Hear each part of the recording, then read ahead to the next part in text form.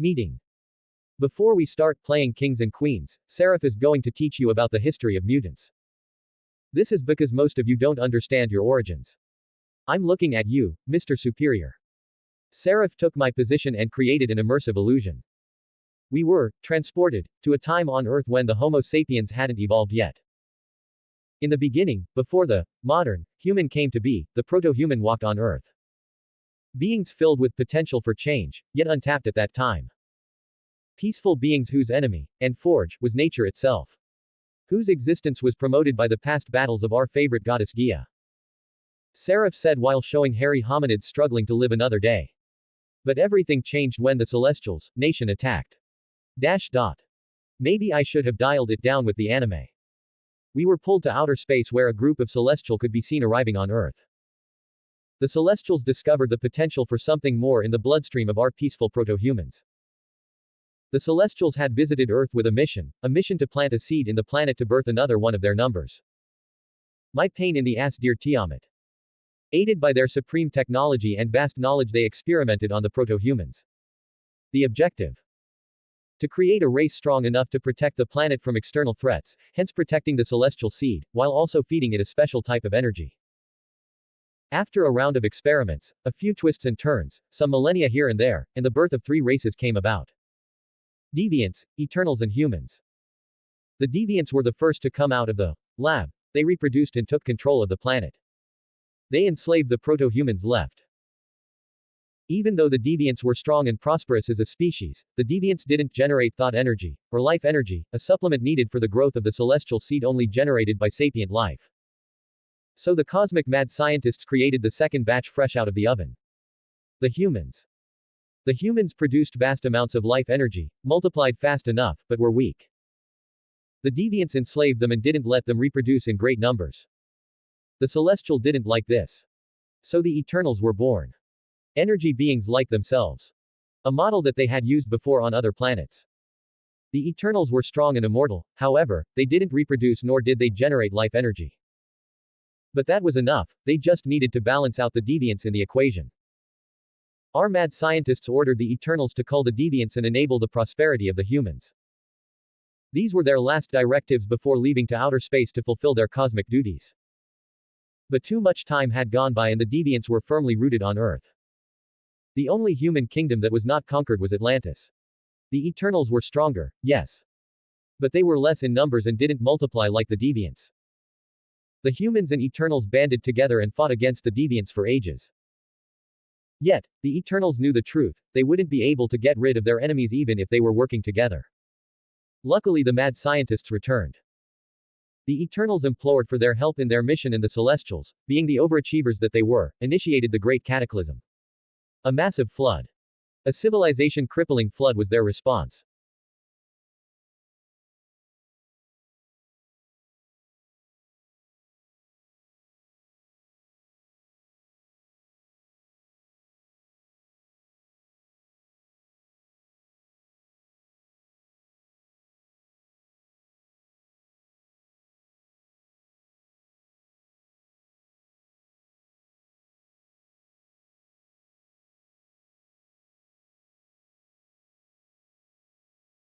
They even went as far as to sink the Deviants' main continent, Lemuria.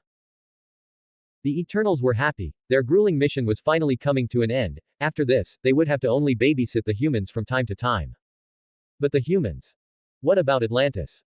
In their overachieving ways, the Celestials left Atlantis sunken at the bottom of the sea. But nobody cared. After all, now that the Deviants were, for all intents and purposes, extinct, the remaining Humans just needed to do as rabbits do and repopulate Earth. Time went by and as projected by our dear mad scientists, Humans repopulated Earth. The Eternals offered Humans a helping hand from time to time and things were looking forward for the celestial seed. The baby celestial was getting its metaphorical milk. A few millennia later, a celestial, after receiving crippling wounds, came to die on Earth. From the mixture of its blood, energy, human potential, previous experimentation, and Gaia's permeating energy, a miracle befell. The super miracle. That's what granted Humans the ability to safely gain powers. What enabled the future activation of the X gene? What gave Humans that special something that later on other advanced civilizations came to harvest? The spark that most Terrans share. This is the massively abbreviated story of the origin of some of the races inhabiting Earth. Mutants included. Graceful bow for the gaping masses. Clap clap clap clap. Yeah. That's our girl. Of course, Spark and I celebrated her presentation. Clap clap clap clap clap clap clap clap. My maids joined, and our guests, especially Fury, looked at us, clapping and Seraph blushing, wondering whether to cry, join, or do both. Thank you. Thank you. Said our cute blushing Seraph. I joined Seraph in the front and rewarded her with a hug. After which I looked back at the public and asked. Any questions so far? Hands were raised. Right. Let's start with Eric over there. You expect us to believe that our kind came from a series of accidents in a test tube. How would you even gather evidence of this? According to the girl, this happened millennia ago. I find it hard to believe. Especially since his paradigm of evolutionary superiority would be shattered if this was true. Yes, that's what we expect you to believe. We gathered this information from two sources. The first is our resident fox sorcerer teacher. She can see past, present, and future. The second one is Gia. For reasons you don't need to know, Gia lives here in Halo. That's another thing altogether. Gods. You talk as if they were real. Aniki Almighty. We have to start from there. Yes. The divines are real. Not all of them, but most of them. God is not real in this reality, but Nuna said that he is in a few others. Somehow his influence became a nexus event, that's why we have Christianity here even though there's no God. How can you prove that? I could bring Gia here, but that would be rude. Any ideas, Seraph? I won't bring my goddess here just to please this heretic. Can't you show him omnipotent city? Commented Seraph for all to hear. Won't he say that it is just an illusion? I answered. Shove him into it. What a crude way. Aside from the fact that he would die, he could say that I implanted the illusion with telepathy. Can't he say that about whatever we do? Then. Mr. Eric, what would you like as proof? Since you could say that whatever we do is mental manipulation, it's hard to convince you. Asked Seraph. Oh. I know. I interrupted. Ms. Adler, in some of your future visions you should have seen gods visiting Earth. Can you confirm our claims about divinity? I could pull the memory out of her, but that's just rude. Yes. Gods are real. We will probably see some in the future. Answered Destiny under everybody's gaze. Eric was frozen in place, just like a child who had just broken their favorite toy. Not so superior anymore. Aragorn, if that's what happened, why is it that mutants have only surfaced until recent times? Asked Hank. That notion is both correct and incorrect. Mutants had surfaced thousands of years ago. It is just that they have only been recognized as such in recent years.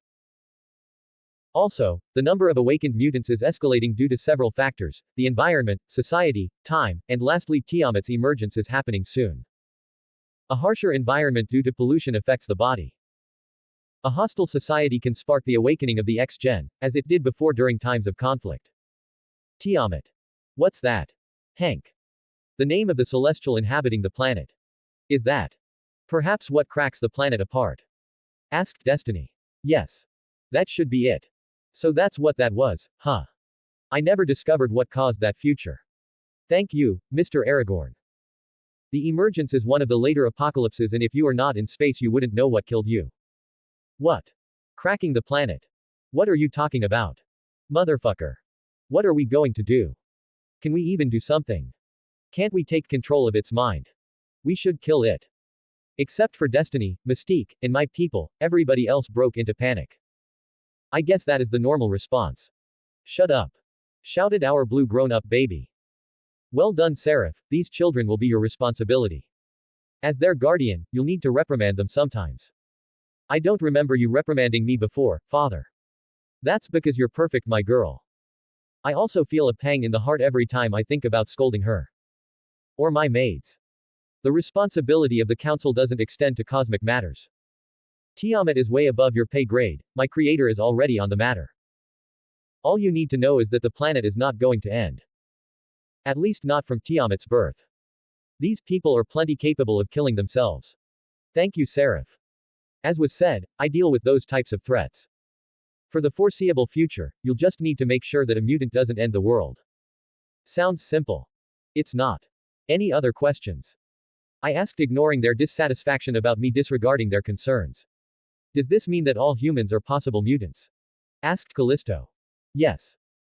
In about 50 to 180 years all humans will be mutants, or something different from normal humans. There's an inhuman gene as well, but that's another can of worms. The point is that no one will be normal, hence everyone will be. Thank you, Mr. Aragorn. I looked at the other guests, and Xavier took this opportunity to ask his question. The Celestials, what are they? Will they come back? The Celestials are one of the precursors of the universe. They play a part in its creation. They are not gods but simply something beyond the divine. They would come back under certain circumstances, but most likely they should be coming back after I fixed our Tiamat situation. What will happen then? Asked Mystique. Nothing much. Although they look like the villain of the story, they are not. Me and them can be considered allies, and in the future, we will fight side by side. They have a fundamental role in the universe same as I have mine. Are you like them? Asked Eric, who just recovered from his shock. Similar but different. Their purpose is creation, life, and protection among others. Mine is protection and destruction mainly. Though my existence is not defined by my purpose like theirs is. Hence I shine. Excuse me, Mr. Aragorn, but what are you? Asked Callisto. Well, this is not an interview, and defining myself is difficult. I'm paradoxical. I am, but also I am not. Unalive. Immortal. Void. I can be defined by different terms, but none would be entirely true. What you need to know is that I'm one of the parties interested in the continuance of this universe. I take action to ensure that the universe is not destroyed. At the moment, from an intergalactic standing, I'm the owner of Earth and Emma is its queen. I'm not humanity's nanny, but you're under my umbrella. After that, no further questions were necessary regarding this topic. All right. Since we are done with the history lesson, Seraph and Emma will proceed with the next part. The help the mutant nation will get from us, what you're expected to do in return, rights, and responsibilities. This will be addressed by the girls. I gave the stand to the girls and joined Spark's side. So far so good. Well, better than expected. Master Chief, haven't we had a few missteps already? Yes, but this was never going to be as smooth as I would want. So I'm gratefully accepting our current situation. That's acceptable, Master Chief. My little sister has done great so far. Yes, she is awesome. Do you think she will ascend in the future? I don't know, insufficient data. What I do know is that she, the same as me, will get the choice in the future. Spark, God of Knowledge. Sound good, doesn't it? I would prefer to take the technology domain and leave knowledge for Seraph. If I were to ascend. Maybe you're right. But you don't have to choose for now. What you should be thinking about is your body. You have said so before, Master Chief. Is there a problem with my current body? Not really, it's just that I made it as a shell, for safekeeping yourself until you have grown enough to choose a body for yourself. And a gender. Hopefully, I will get an additional brother to help me in this sorority. I'll even take genderless at this point, but preferably not another female. I like my current shell. However, I do recognize the lack of combat power it presents. I think I will keep it for the moment, but I will be thinking about a body for the future. No rush, brother. We directed our attention to the girls after our quick interaction. Hello, future council members. My name is Emma Fulgebunt Draconis. I rule over all territories of Aragorn along with Spark. I manage assets because otherwise Spark and Aragorn would be collapsing several economic systems across the universe. The fetish is strong in this one. She already changed her name. I had to stop her from adding a Roman numeral to her name. Why would we care about assets when we have an infinite amount? I think the same, Master Chief. Initial funding, infrastructure, and services will be covered by us. That is unless you have resources from another entry we were not aware of. Repayment can be in the form of resources or personnel. Local currency and mundane metals are of little use to us. Biological samples, knowledge, future assistance, and specialized personnel is what we want. I bet she wants to have a terraformer like Eric. Not that she'll need it for much longer once I complete my terraforming tech. Can't argue with that. We technically lack nothing, but giving help for free is not ideal. Master Chief, do you think they will generate knowledge that we don't have? Yes, Spark. Never underestimate what geniuses can do in this reality. For example, Reed Richards, I think that his brain just comes up with some random bullshit tech and then he unknowingly bends reality so that the world fits his bullshit. That doesn't compute, Master Chief. Exactly my point. I bet he could create a concept negating bullshit gun, a void generating bullshit device, an omnipotence negating bullshit bomb, and an anti-omniscience bullshit shield generator. According to my knowledge, impossible things, but you never know with these broken characters. I will add it to my database, Master Chief. We do not have a specific time frame for debt repayment, but it would be appreciated if you could aim to pay it off within a reasonable time, say less than a century. Our predictions suggest that, with the shortcutting advantage that mutants will provide, it should not take longer than 5 years for you to reach the status of other developed countries. If we factor our tech in the equation, I would give it less than 2 years. Indeed, I think Seraph can do it within those 2 years. We can discuss how your repayments will be evaluated later, but know that we value any knowledge that Seraph doesn't have in her database. In reality, warpers over most things. Seraph will explain your rights and responsibilities. Rights that you will have include but are not limited to self-governance, territorial expansion, military force creation, currency creation, assistance from the Fulgebund Draconis Imperium in case of conflict, and Level 2 access to the Grand Repository of Knowledge through me, among others. Are you sure about the access, Master Chief? Yeah, that could help their scientist expedite knowledge generation. Besides, Level 2 is only planetary info. Responsibilities include but are not limited to providing basic rights, security, and quality of life for the citizens, creation of a specialized rescue force for mutants around the world, and lastly, in case of a third party trying to create a unified world government approved by me, you will support the said party. The task force should help us with our efforts against mutant experimentation. Have you found a qualified person for the position? No, Master Chief. More data is needed. I thought so. Doom is probably the best candidate, but he's not ready yet. It would be easier if Emma was not terraphobic. Master Chief, according to my prediction modules, it's surprising that after all the grievances and abuse that she experienced on Earth, she didn't outright burn the planet after you gave her access to our planetary weapons. What a gamble that was. Sigh, I think that's one of the reasons why I overindulge them so much. Could also be because they are cute. So you knew. Yeah, I know. I'm aware of how much I pamper them. According to my self-analysis, I needed company and Nuna was the first to provide that. My surface mind subconsciously associated her gender with the warmth that I felt with her, and most of my subsequent interactions were with girls.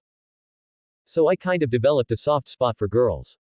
I could remove it at any time, but it's not a problem for now. Master Chief, you would make a psychologist very famous. Either because they fell into insanity or they miraculously unriddled your head. Maybe I should look for my own Harleen Quinzel. I was always a fan of her type of crazy. Post-Joker, of course. Not the Joker-dependent Harley Quinn. Now, that's just rude. Though technically my mind exhibits all psychological profiles and none. The trippiest is when I split my mind and develop multiple instances of me. You further validate my statement, Master Chief. We also own a gene stabilizer serum, GSS. It should fix about 80% of the adverse effects of mutations in humans. Other issues are treated on a case-by-case basis. For those with undesirable mutations, we have power-neutralizing tech. That was one heck of a windfall after my study of the X gene, was it not, Spark? Yes, Master Chief. It added further proof to my theory that hobbies and fetishism massively contribute to the advancement of human society. Lastly, my role is that of an overseer.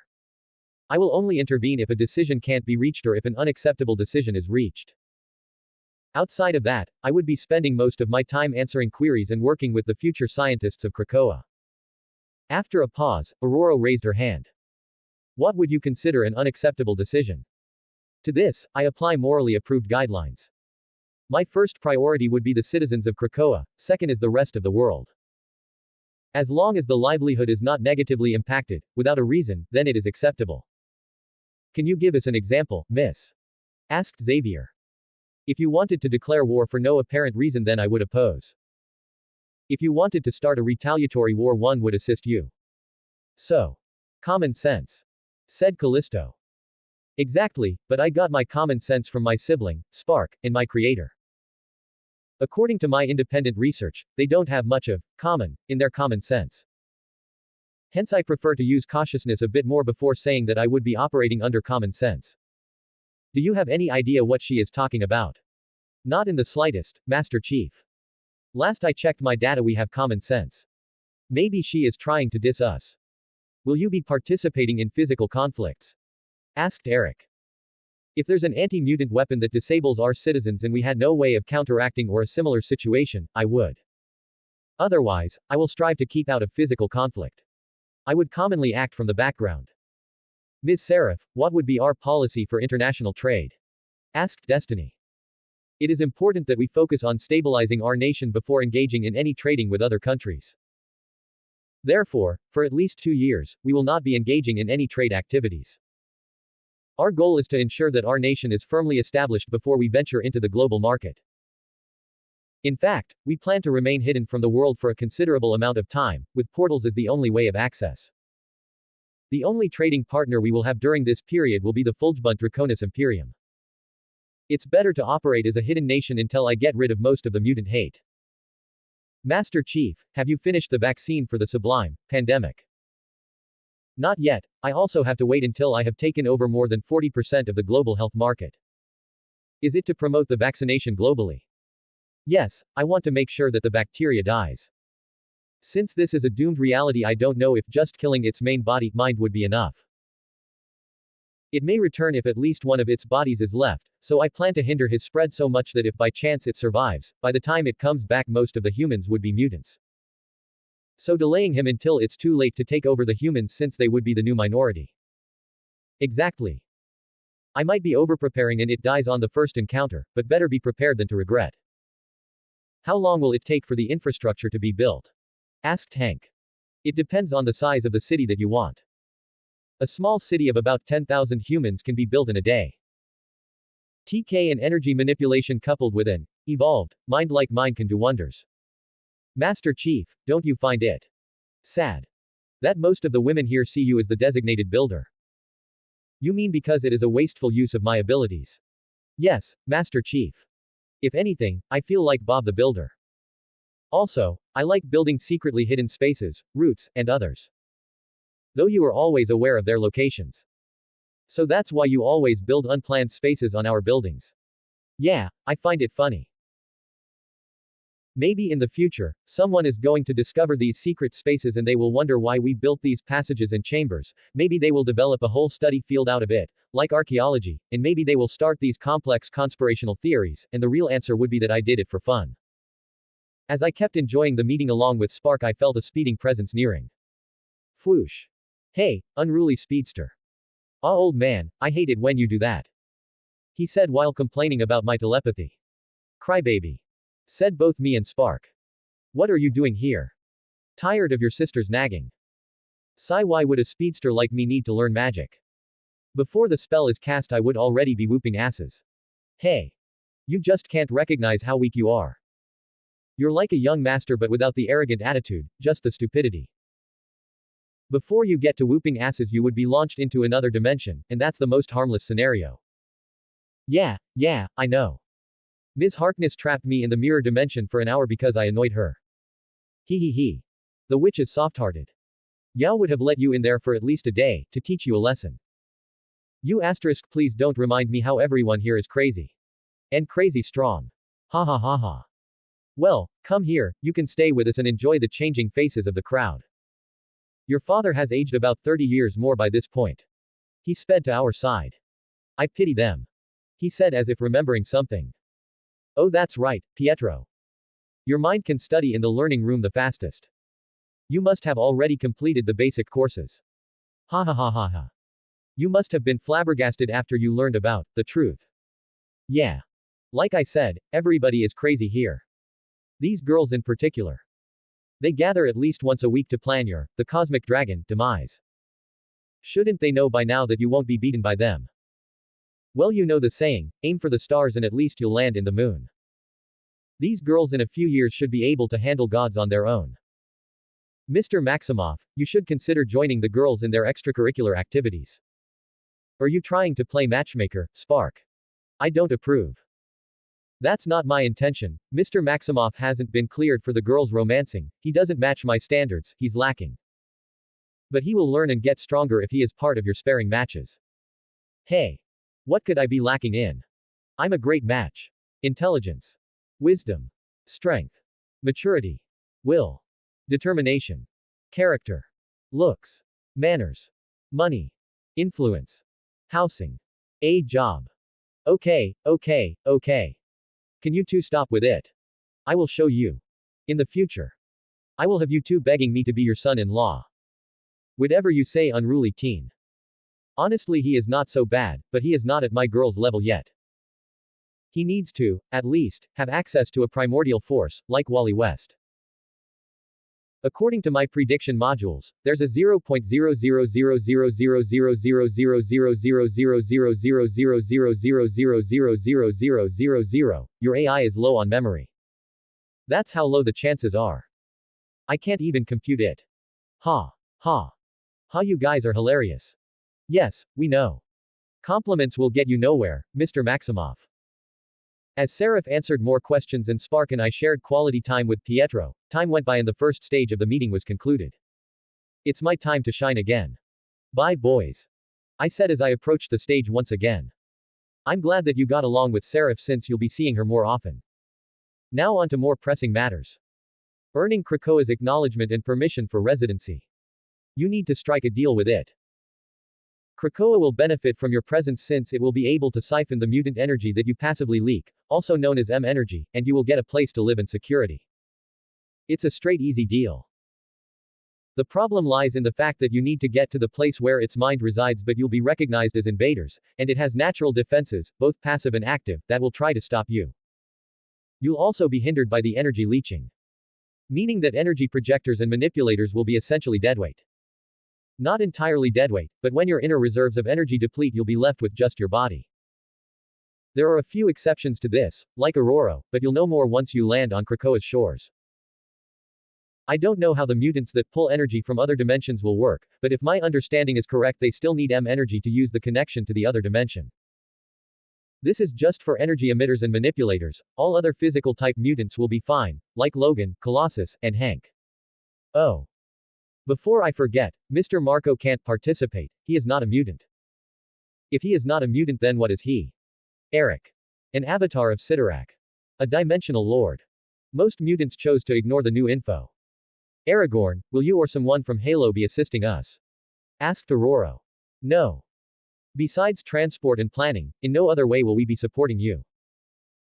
This is your task and I'm only helping you with this nation building arc because otherwise one or more of you will cause an apocalypse. To this, I could see Moira, Mystique, and Destiny nodding in agreement. You have one shot and one shot only. We will assist you before and after but not during the assault. Don't mess this up. Or else I will unmutant the planet. You guys are a risk and one not needed anymore. I alone can protect the celestial baby. If you can't even put aside your differences to ensure the survival of your sub-race, then I will remove the X gene from humanity. This is specifically for both of you, Eric and Xavier. There will be no more conflict between you two. You both will get what the mutant kind needs, not what you want. Mess this up and I will kill you. I said while switching my eyes red and letting a sliver of my presence out. I'm a very patient dragon, but you two along with another being not present here are the biggest benefactors of mutant hate. Work together, work for the betterment of mutants, work for your future nation and I will take care of the rest of the planet. Your only matter of focus after this will be how to make your nation better. I know you, all of you, know little to nothing about leading a nation, but that's what Seraph is there for. You're not activists or terrorists anymore after this. You're not to go around preaching about absurdly improbable human-mutant love and rainbows, or supremacy and natural selection and shit. Are we clear? I made it clear that the only answer was, yes. Logically speaking, even Spark suggested we depower humanity. However, I think that if Aniki allowed them to get to this point, why should I undo his work? These humans are not my humans, they are Aniki's.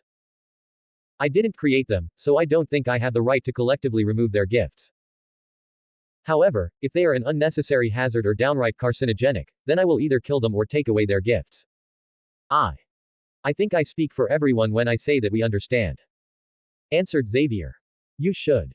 Remember, one chance. You will get no more. I hid my presence once more. You have one more week. You should train as a group and get your teamwork on point. After saying my part, one went back to talk with Spark and Pietro. Seraph took command once more to coordinate their training and plan their future assault. Are you going to participate, Mr. Maximoff? Nah, I don't have to, nor do I want to.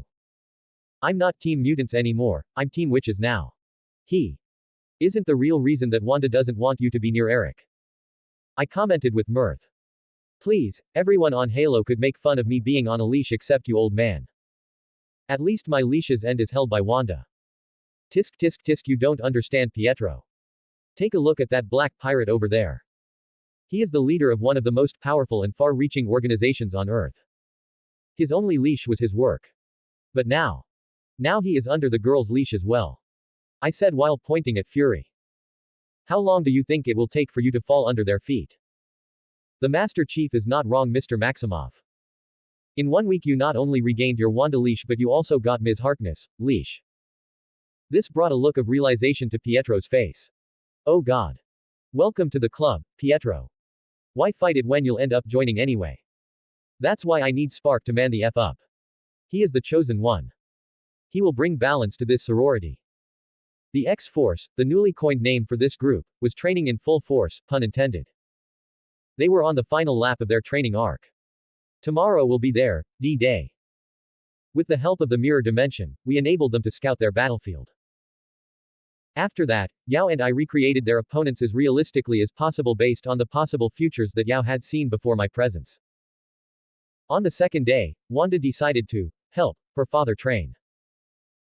Agatha had to supervise her after I asked her to stop her adoptive daughter from joining the statistics of the most notable patricides in history. With the amount of disgust she irradiates, the chance is high.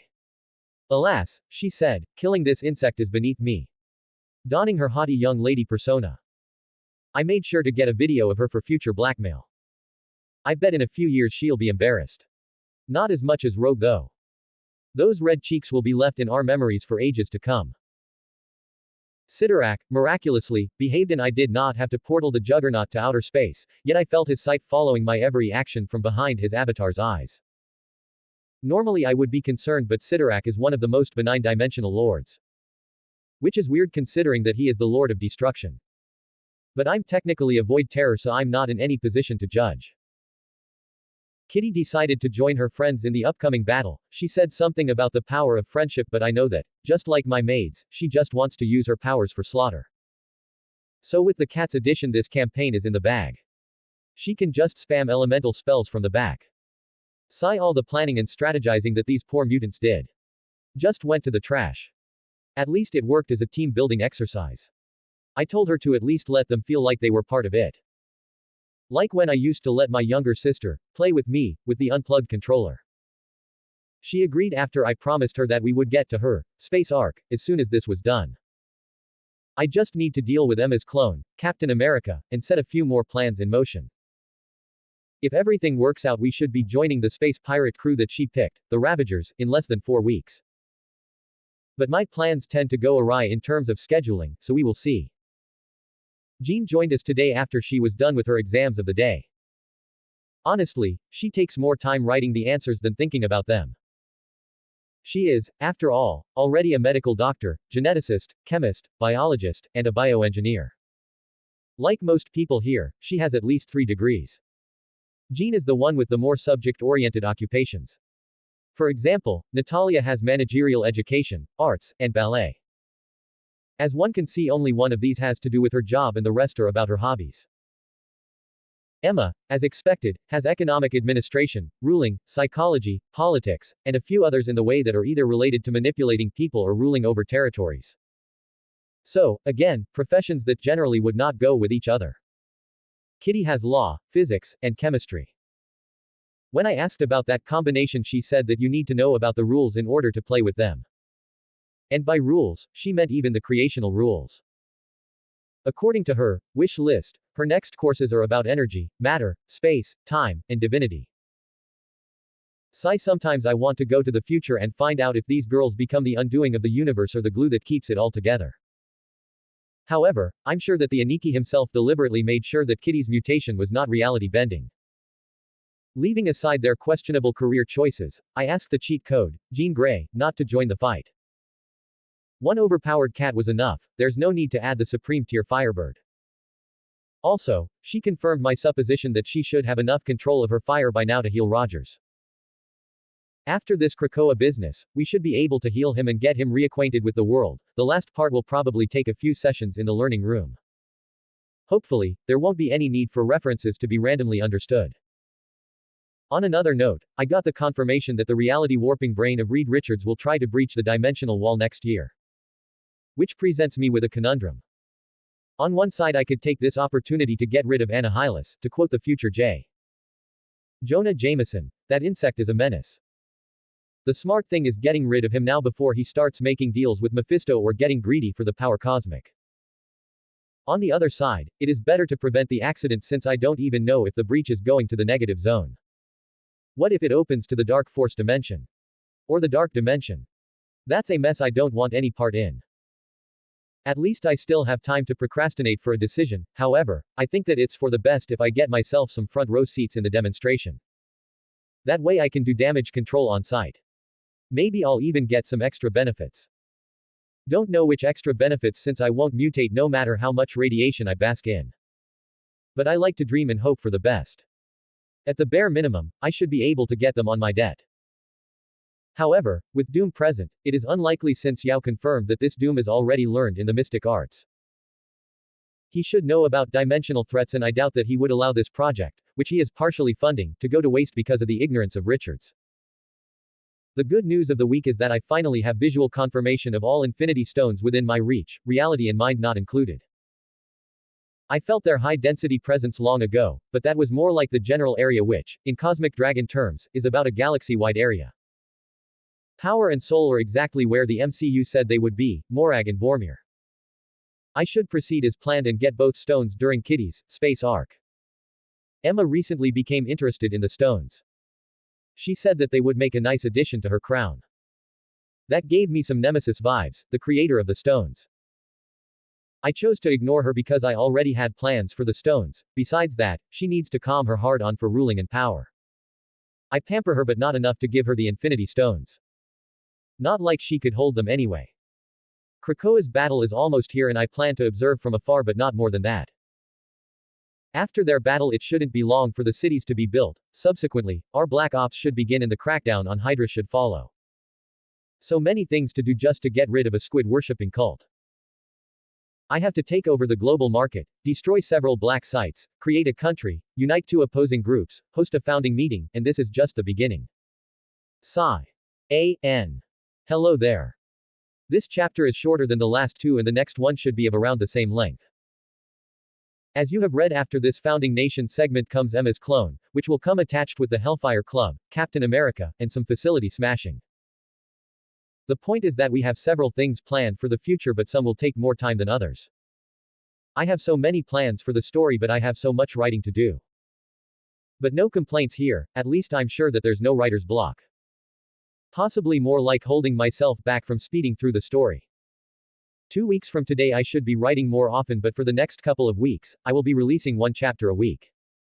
See you next chapter. 21 comments 0 vote. Darth Kitty and Chaos. It's D-Day, early in the morning. In Halo daylight works differently. For example, during the morning, the ring is covered by its own shadow, so there's no sun on the horizon. During midday, we get to see the sun on the horizon, like a sunset or sunrise. Lastly, in the evening we are once again shrouded under the ring's shadow. The horizon adjacent to Earth's side never gets a sunset or sunrise. That is if the ring is orbiting around the planet, it can also stay fixed on one side of the planet. So. It's morning but we have no sunlight. Sigh, so complicated. Point is. It's D-Day and the X-Force boarded the ship we lent them, Jean and I followed them. I followed them because I was curious about Kitty's fight. Jean because she wanted to see her friends fight. Hey Padawan, wanna bet that Kitty takes care of most of the fight after she gives into her dark side and goes ballistic? Why would I knowingly make a losing bet? I did tell her to hold back so that the X-Force could make stronger bonds through hardship. That's interesting. Yeah, I see what you did there. Hey. Smart, right? Yes. She could either purposely hold back so much that most of them would be slightly injured and then fully display her might, or she could lose her patience early on and start a one-cat war. Exactly. Knowing our Darth Kitty as much as we do. Both possibilities are likely. She is indeed, secretly, a little bit of a sadist, and openly a battle maniac. Right. So. What do you think? Wanna bet? What's in it for me? One of the white Corvettes. I saw you eyeing them in the hangar. That's. Okay, fair enough, and if I lose? I'll tell senior sister to help me regress you into a baby for a day. That's too much, you pedophile. I want a Corvette and a personal space station at least. What would you even do with a personal space station? I want a mansion on an asteroid or something like that. Like my own miniature planet. Isolationist much. Shut up. Take it or leave it. Fine. You've got yourself a deal. I bet she will let them suffer before going berserker. I bet she will start the one-cat battle since the beginning. Hey.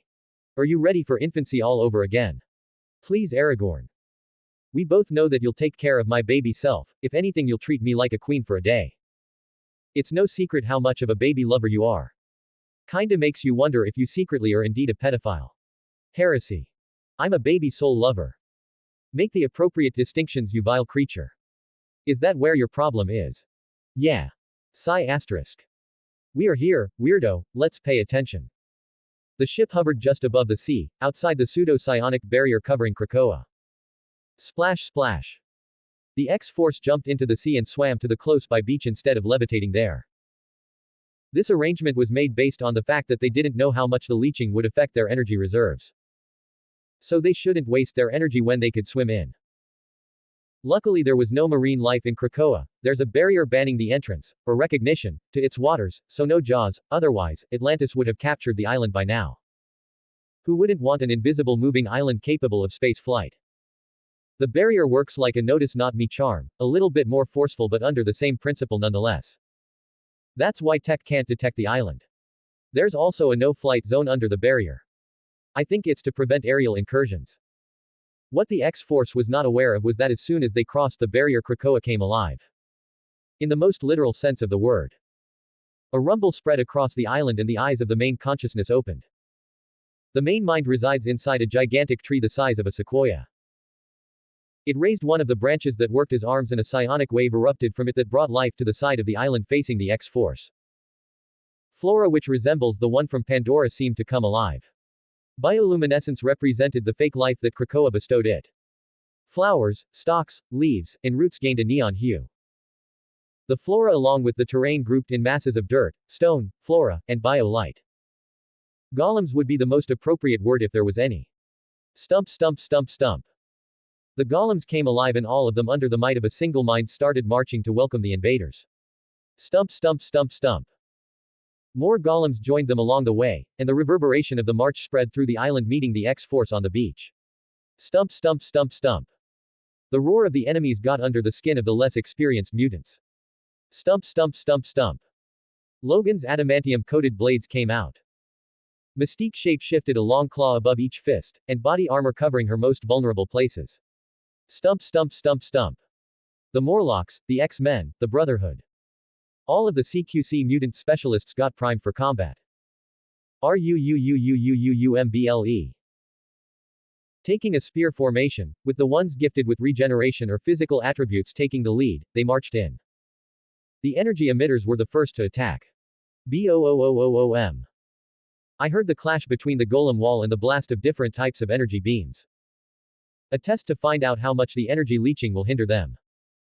The results brought a grim visage to the mutants' faces. I can do this 2 more times. More than that and I will probably collapse. Shouted Scott to inform the General Commander, Destiny. I can't load my cards with kinetic energy but I can use the ones I brought with no problems. I have 30 decks on me. Someone experienced in combat like Gambit would indeed come better prepared than the rest. A shame that he didn't share this wisdom with the others. Rumble crack boom. Aurora tried her lighting strike. I have no problems but my area of influence is limited. Whoosh Bobby Drake took his shot. I can fight for an hour at best. Bamf. I can teleport just fine. But I'm getting more tired than usual. Said Kurt. One after the other the energy emitters or manipulators informed the commander of their limitations. AAAAAGHHH. ROAAAR. Shouts of self-encourage were heard as the spear's tip came to clash with the golem wall. Shots of fire weaponry joined the cacophony of battle. Weapons brought by the mutants with enhanced senses or related mutations, like Callisto. Explosions coalesced just a few minutes after the battle started. How is the passive leeching doing? Asked Destiny. She was trying to find out if they could save their energy for a later confrontation. But she received no good news. In a matter of a couple of hours, most of the energy emitters would be out of shots, even if they tried to save energy for later use. Alright, we knew this was a possibility, no use crying over spilled milk. Make sure not to hit the vanguard. Fire at will and stay back afterward. Only Gambit was left for later use as a trump card, even Eric could only metal bend for less than an hour. The energy leeching was worse than I expected. I thought that Omega and Beyond mutants would be able to overcome the depowering effect, but as usual, in this reality, it appears that there was not going to be any mutant nation in Krakoa. Although Krakoa, in Earth 616, was burned a few times and in the end, they had to move to Mars, this island brought a much-needed respite to the ever-present mutant-human fight. So without it, I can guess that it was one of the factors that contributed to the shitty life of the mutants of this Earth. While this fight was taking place, in the back a primed and loaded cat was holding herself back chipping away at her self-restraint. Jean, looks like you lost. But you haven't won either. They are not suffering. You're right. It's semantics, but she's right. The fight continued. Logan sliced left and right and got pierced by the spiked limbs of the golems only to slice more and regenerate. Rinse and repeat, like a berserker. The spear formation was all about moving forward to cut into the enemy territory without being flanked. Colossus took the right while Namor took the left of Logan. Even with his size, Colossus was dwarfed by the golems. But not in strength. He went low and grabbed a leg of the golem in front of him, he pulled the golem up by the limb before swinging as hard as he could, sending it back to the sea of golems, using it as a cannonball. Namor was effective and fast, he shaped his hands like spears with his fingernails facing forward and pierced the heads and hearts of the golems. Where the control centers were. I do wonder where his iconic trident is. The Morlocks, the most physical mutants came after, taking down the stragglers and supporting the vanguard. Bamf asterisk. Bamf. Nightcrawler moved from golem to sky, dropping golems like air strikes. But I can see how that was taking a toll on his stamina. Shouts and cries rang on the battlefield, and even against the overwhelming numbers the spark of determination never left their eyes. Of course, this fight could have gone differently if they had prepared cold weapons. But most people suffer from short-sightedness in this world. Same as how Xavier and Eric couldn't think about working together, how Richards is fooling around with the dimensional wall, how Stark Industries is not being responsible with the weapons they manufacture, how S.H.I.E.L.D. and USA thought that accepting Hydra scientists in their ranks was a great idea, how Ego thinks he can get away with inseminating all planets in the universe, how Thanos think he can get near Nuna without being sent to the void, how Spider-Man never thought that his identity could be exposed if he swung out of the window in his room dress in his suit, how people think they can mess with time, souls, or life with no consequences. They didn't think about asking Eric to metal bend for them some shields, spears, axes, swords, or armor. Their powers, skills, or abilities make people only think about what they could accomplish by themselves using their gifts. That's why I try to solve my problems mostly with tech or through backstage maneuvers. Sure, I want to fully master my abilities like any powered individual, but I also don't want to see the world through the scope of my powers only. There are some things out there that my telekinesis and my energy manipulation can't grasp. What would I do if at some point I faced an enemy that I couldn't beat with just my powers? The Guardians of the Galaxy is perhaps the only group of superheroes who rely on each other and think outside the box to make up for their weaknesses. They always have to come up with unconventional solutions to overcome challenges, as none of them have enough power to pull the shit that they do. Nevertheless, they manage to come out successful at the end of the day. This is a fight that they are going to fail. Not because they were lacking but because they didn't think outside of their ephemeral sphere of knowledge. Naturally this would be without the Catgirl in the equation. Since the beginning, I dropped not so subtle clues about how they could have asked Seraph for help, but they didn't. They didn't even think about asking their non-combatants for help. Seraph is supposed to be their helper and assistant, we made that clear, yet none of them included her in their plans. She even told them that if there was something that could have specifically targeted mutants she was willing to help with her body. But somehow a mutant energy leeching island didn't fall under this category in their heads. I could say that maybe they thought I included Seraph when I said that we would not be conquering the island for them. But, what about those conveniently overpowered kids that Xavier is keeping in his mansion? There's a kid that could have mapped the entire island with its geo-sensing, there's one that has a psionic-driven information-gathering ability, one that can make temporary telepathic links for communication, one that can heal practically anything. So much wasted talent, and the same as with the Brotherhood and Morlocks. So many awesome mutations that could render this fight pointless. Magneto didn't even think about bringing his unstoppable shield, Eunice, because he lacks offense. But the same as in DC Comics, they think that they can punch their problems away. If it's not a combat skill, then it is a second-class skill. The only reason why this battle will be a success is because of the Sith magical cat girl who is essentially vibrating at this moment. She is ready, with capital R, to go. I think neither of us will win. Look at her, she looks like a meth addict suffering from withdrawal. Ha ha ha ha. Don't be rude, Aragorn. If it was any of the other girls, this whole army would have evaporated by now. She is only holding back because she knows how important this fight is for our friends. Hey Jean, how would you have done this fight? Without your cheating powers, if you were in their shoes. I would send Seraph in. If that's not an option, I would put a bunch of sensing mutants to inform me of the enemy's location. I would probably find a way to launch someone strong directly to that giant tree over there where I can feel Krakoa. Or I could send Kurt and then have him teleport everybody else there. Thanks. I thought that I was in the wrong expecting something different than this brawl. I think that I could forgive them for not including Seraph in their plans since they don't see her as one of their own. But they could have done this so much differently. Maybe it's because I'm used to fighting you that I normally don't think about a head-on approach. But even this head-on approach could be different if they could think about something else other than punching their way through. Like swords, shields, and axes. Even that much could have made a difference. Sigh, at least the teamwork is passable. Sigh, yeah, for archenemies their teamwork is commendable. Roar * Hank joined the fight to take over Colossus' position. The brawl continued and the X-Force was gaining ground. That was until the ground raised, creating two terrain elevations at both sides of the formation. The elevations were about 3 stories tall, and from the top golems carrying rocks appeared. No genius was needed to infer what was going to happen. Pull back! Shouted Destiny. Eric used the last of his energy reserves to cover the retreat. Using the pieces of metal that Kurt Wagner had brought from the transport, he shaped them into spheres before sending them to the feet of the golems to destabilize them. I'm almost out. Hurry up! Shouted Eric as he strained himself. I didn't think that he would use energy for his magnetic force manipulation. Said Jean. Yeah, I thought the same. I was under the impression that Krakoa wouldn't be able to affect Omega-level mutants. It looks like he uses the M-energy as a medium and not a resource, similar to Scott. That's why he normally can go on without overusing his powers. This is different than I expected, but not that wild. Comic logic did say that when Wanda depowered the mutants there was a discharge of mutant energy expelled. So you could say that most mutants, one way or another, need this M-energy for the utilization of their powers. This does make me think that Krakoa most likely can't absorb the energy that is being used to power physical attributes. But Wanda could still get rid of said energy.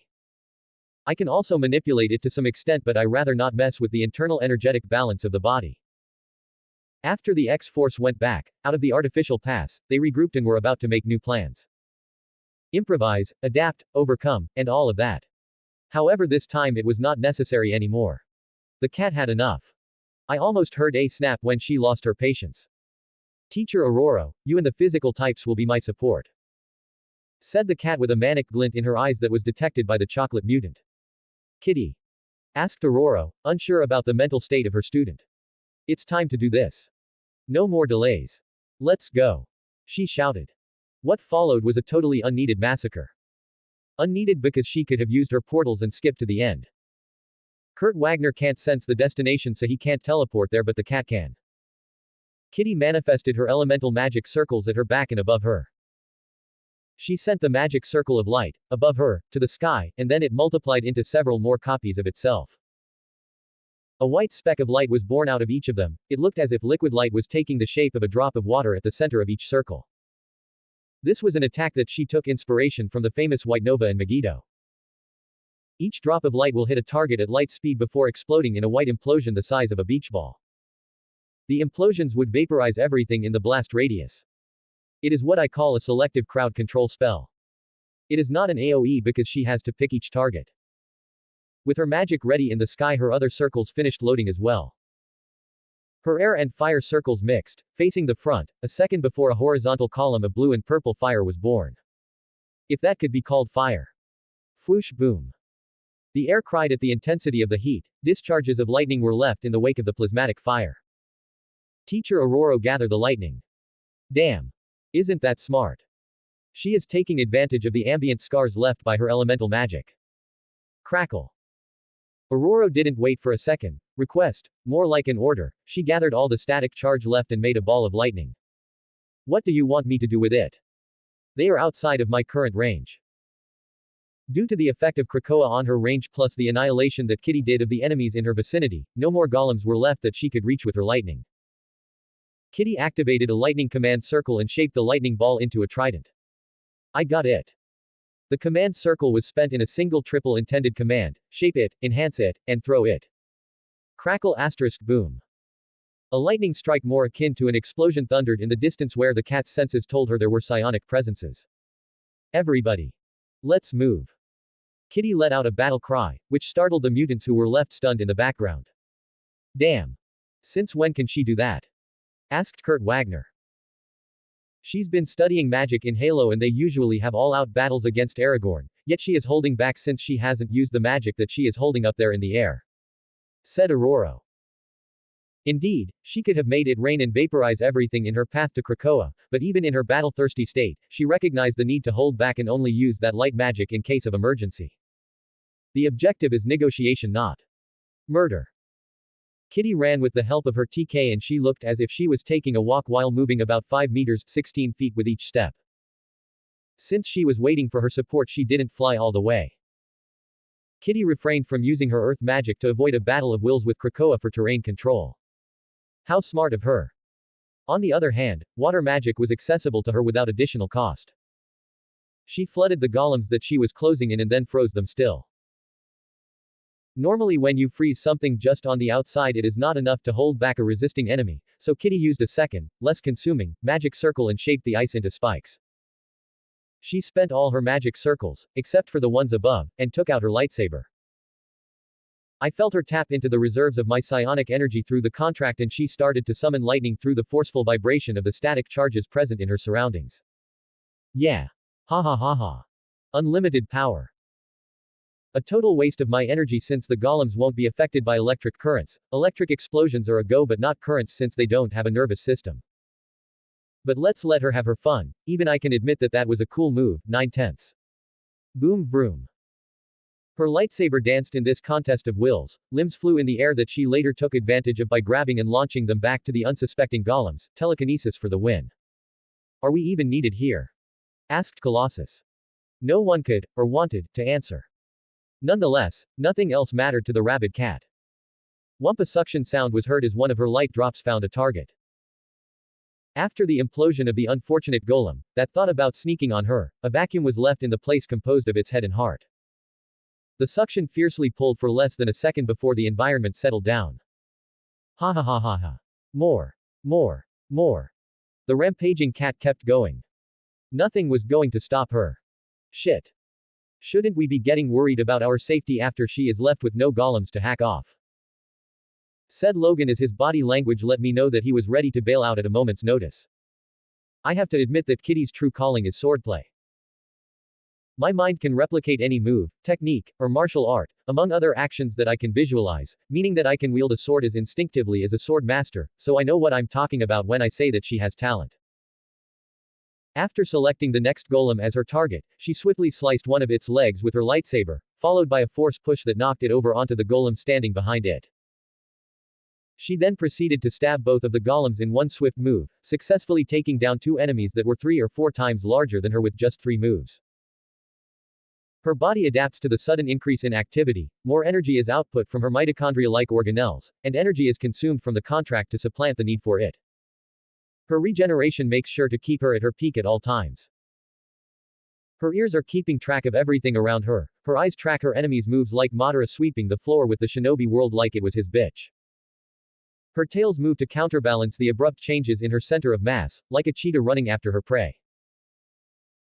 Small magic circles manifest from time to time to send tactically placed shots to interfere with her prey's moves. Some stumble, some are hindered, some are forcibly unbalanced, and she creates a disrupting chaos among the enemy force. Efficiency that you can expect from someone trained by Natalia and James, the efficiency of an assassin, a predator. She pivots with the bearings of her toes, she dances between the golems as she advances, and what's left are scraps of golems. She keeps moving forward, onward to where she can feel more prey. She laughs with wild abandon, and her purple lightsaber dances after each successful strike, almost as if leaving after images. The number of light drops decreases with each tactical strike, the same as her enemies. Sometimes she jumps from one golem to another after a successful decapitation, just to claim another head. Kitty is like a berserker that focuses on vitality and agility. Wounds are regenerated, her speed keeps increasing as Kitty gets more into the zone with each kill. Her feet demand more flexibility, and more power, so her body temporarily adapts and grants her digitigrade legs. One of the many perks of my girl's adaptability trait. She is a cat of focus, commitment, and sheer fucking will. What have you done to my friend? Please, Padawan. Usually, you are so concentrated on your rampages that you don't notice that this is not the first time, nor the last, that Kitty gets in the zone like this. I don't remember, and if I don't remember then it didn't happen. So she says, but the rosiness on her face says otherwise. I feel as my cat draws more energy from the contract and she creates psionic spikes and void barriers shaped like circular saws. Then like an M134 on a helicopter, she sweeps at the opposing vanguard. Spikes go for the cores, the circular saws go to the limbs. I'm pretty sure that if these were sentient beings we would be hearing their wails of pain and cries of injustice. I can only pity her enemies at the time when she has mastered her portals because only a teleporting kitty could be worse than an intangible one. At least you can escape from the latter. Why is she not phasing through them? Mystique voiced her question as she saw the wounds come and go on the cat. Maybe her energy is being siphoned so she currently can't. Aurora. She is wrong, her whole being is passively protected by the void energy. She is not suffering from energy leeching, she is just enjoying the physical altercation, the thrill of the damage. She could be phasing and destroying, but she is taking this chance to polish her skills in real battle.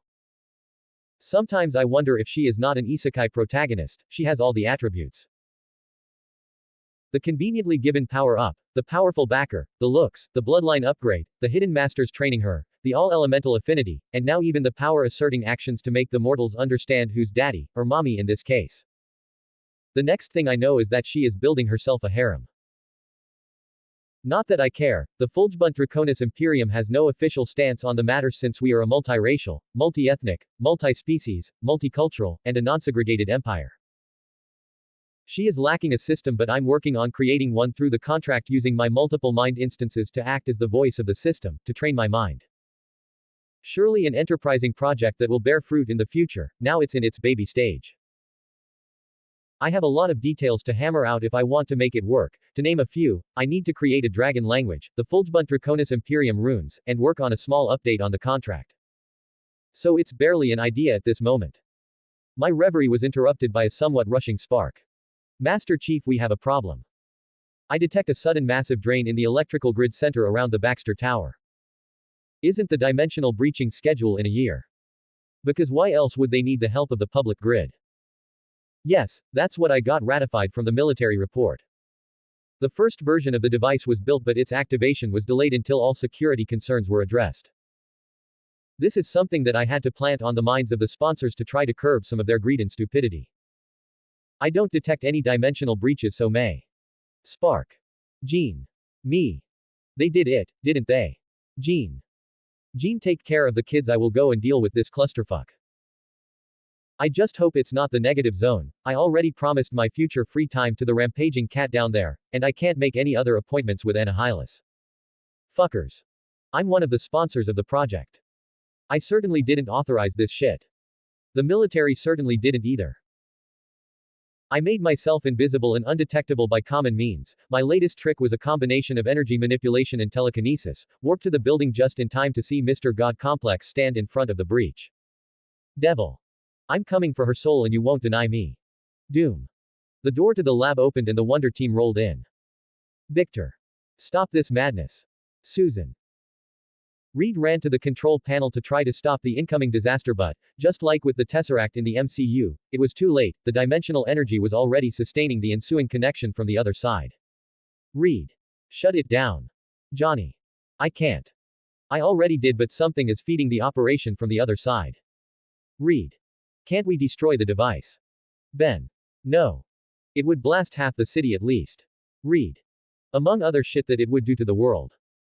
Settled with the realization that no one could stop it, the team moved to the side of Victor Von Doom.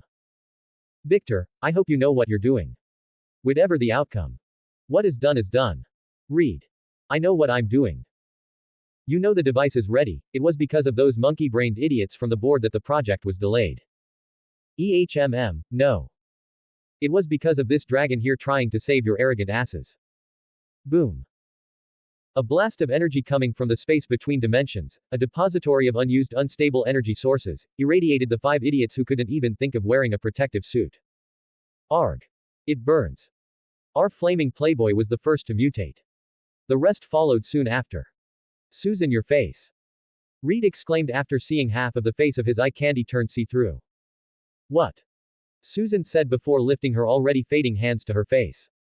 Susan panicked and Ben was the next to change. His skin earned a rough constitution to it before the change was internalized and the rest of his body turned to stone. The culprit himself didn't see it, but I could see it, how his soul got even more attuned to the mystical arts. I did have to manipulate the energy a little to prevent his dermis from turning metallic. I can't have a metal face on my future president of Earth. Hopefully. Reed started to melt, and with him, the 5 Pokemon completed their Digivolution. Makes no sense. I'm sorry, but what I just saw didn't make any sense to me either. Fwoosh asterisk, a disgusting presence made itself known and all the standing humans went to the floor. The broken mama's boy has come to me. Ha ha ha ha. And he doesn't even know what he just did by inviting me to his planet. A grating voice accompanied by a demonic laugh said as much. Mephistopheles walked out of the portal in all of his crimson and demonic glory. And just his presence alone was enough to thwart whatever plans Doom had. If the idiot had any, I just can't see which angle he was playing at. This was evidently not their first encounter, but it was the first where Doom met Mephisto in his true body. Because of the shield that protects Earth, the one under the care of Yao, extra-dimensional beings are not allowed here. They can't breach the dimensional wall with their full power, but if the residents of this end of the shield find a way of breaching out, then that's another story. Momo snster. Said Susan from the floor. What do you have here, little boy? Is this your new flame? Asked Mephisto with ridicule while walking towards Susan. Please remind me again, what happened to your previous squeeze? Right. I cursed her to death. Ha ha ha ha. Street eye away from her. Doom held on a little better than the others as their bodies were finalizing the absorption of the foreign energy. Fortunately, or unfortunately, they were getting back a semblance of reasoning, enough to realize how messed up their situation was. Step step step. Mephisto, the sadist, slowly approached the downed girl, finding joy in the desperation of the 5 insects under his feet. Sob sob street iaa why. Susan managed to cry out under her sobbing. Boy. You should have continued to entertain me as my plaything in your struggle to win your witch mother's soul back. Now because of your feeble attempt to circumvent me and free your mother's soul, you'll get to see how I will make this girl beg me for the sweet release of death, but not before I have a taste of her. Ha ha ha ha. He licked his lips while eyeing Susan's desperate figure on the floor. Step step. He walked to a stop, right in front of the sobbing girl. But I think that this was enough. These fools should have gotten the lesson engraved in their souls by now. Also, I just remember what the scum did to my little girls and now I have a sadistic craving for devil's tears. Just as he was about to reach for Susan, I moved in and stabbed my left hand through his chest and grabbed his spine from his inside. All in one move, no wasted moves. It is funny how he needlessly replicates a hominid arrangement on his insides. I could even feel his heart and lungs in the way of my stab, which he totally doesn't need. Cough. He coughed some blood while trying to say something, but what I want are his howls of pain, not his talking. With my right hand, I grabbed his left arm and smiled at him with my blood-red eyes before slowly pulling it apart from his body. Ag ag aaaaghh. His demonic speech was broken off in the middle of his cries.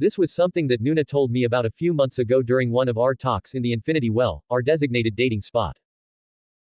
When I was in the void, my soul looked spherical to me, but how could something have any shape in a place where there's no space? It's paradoxical, that's the answer. It is something that is but isn't, that's the best way to describe many things about me. Aniki, in his infinite wisdom, granted me this body as a shell. I thought it was a membership gift of some sort, but instead, it was a tool needed for me to interact with my people without harming them. If my soul was normal, I could have just existed in Marvel in just my soul form, but my soul erodes the sapience of thinking and feeling beings below a certain level of existence. So when I pulled a small part of my soul outside of my container, a maddening actuality pounded the 5 humans at my back, an actuality that made them feel that they would experience insanity or worse if they were to look back. My conversation pal, Mephistopheles, was struck by something different. Realization. Stop. Put that thing back in. I understand. How the fuck did they allow something like you in here? How rude.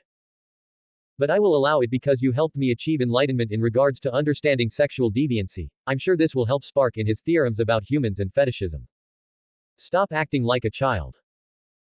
I was given a purpose, a job, and a mission by them. This universe is under my purview, so I don't want you invading from your side. If you do, I will just get rid of you and your dimension.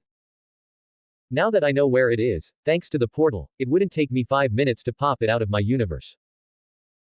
Finding dimensions takes time even with my all-seeing eyes. Luckily this bastard had the balls to walk in and announce its location. In other words, you're my hostage. My bitch. So chop chop. Go and bring me the gypsy witch's soul. Don't make me wait. I pulled my hand out of my friend's ribcage and shot him into the portal. Spark, stabilize the portal, please. Make sure that it won't collapse until I have her soul back. Of course, Spark has already invaded their systems now that I was inside here. Acknowledged, Spark's voice echoed in the lab. Now you 5, turn back. Let's do this one by one. I saw them flinch as I directed my attention to them. First, you arrogant dumb ass. What was the plan? Fight a dimensional lord in his dimension. That's just suicide with extra steps. Not only would you have failed with your current level of power, but you would also be condemning this universe to the rule of Mephisto after he busted your ass. Of course, his god complex was battling with his reasoning. He knew when to shut up, that much was clear with his lack of response. But this also brought to my mind the realization that this universe was probably going to be a Fantastic Four-less reality. At least Doom was fated to die the moment he walked into Mephisto's realm. Now you, Reed Richards. The original plan was to try the portal for an incursion on the negative zone. Perhaps, did you max out your intelligence stat and then got nerfed on your wisdom stat when you were planning that shit? The mess that you could have caused would have been on the same scale as what Mr. Doom almost did. This made him keep his silence as he was about to refute. According to what you are selling your investors, you want to mine resources from the other side, but it's easier to mine resources from the asteroid belt than from another fucking dimension. There are enough vibranium asteroids out there to put Wakanda to shame. I won't tell you to discard all of your progress, but you could repurpose this into a space warper, aka portal, instead of a dimensional breacher. Some dimensions have dimensional lords that would, in the best case, just kill you without invading Earth. Others are plain toxic to the world and you could kill all living beings just by opening the breach. If you still want to use it to pierce the dimensional wall, then let me know so that I can find you a safe dimension. As if there would be such a thing. Ms. Storm, and Mr. Grimm, you two are the responsible adults in charge of the idiot over there. Please don't give him the toys just because he is throwing a tantrum. I'm sure that you can see how messing with something you scarcely understand is a bad idea. I could feel acceptance, shame, fright, and agreement from both of them. That's good. Mr. Storm, somehow this was not on you, so. Good job not bringing down reality as we know it. As if that was so difficult.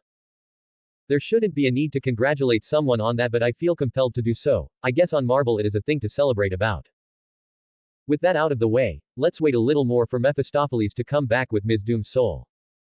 I won't need to wait long since he knows what's best for him. And as expected, he delivered. Mephistopheles the courier. He sent a small jewel from the other side of the portal containing her soul. I caught it with my TK. Thank you, Mephistopheles. Spark, close it. I don't need to talk about anything else with the disgusting thing.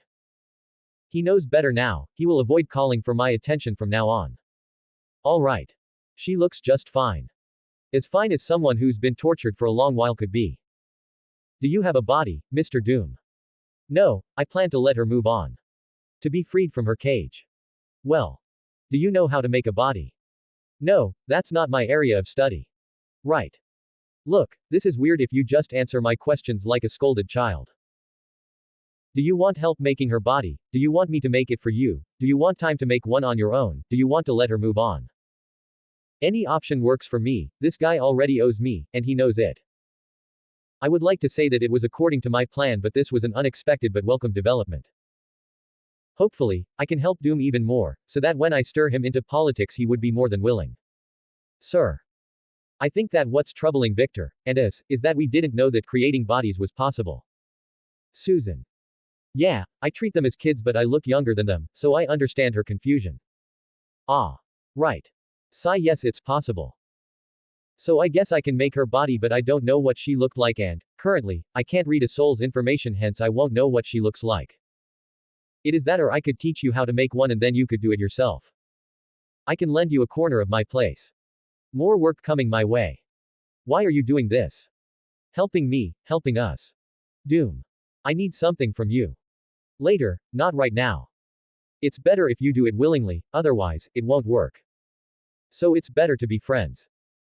And helping the others is just moral decency, though now I can keep a tighter hold on Mr. Richards and blame it on his previous offense.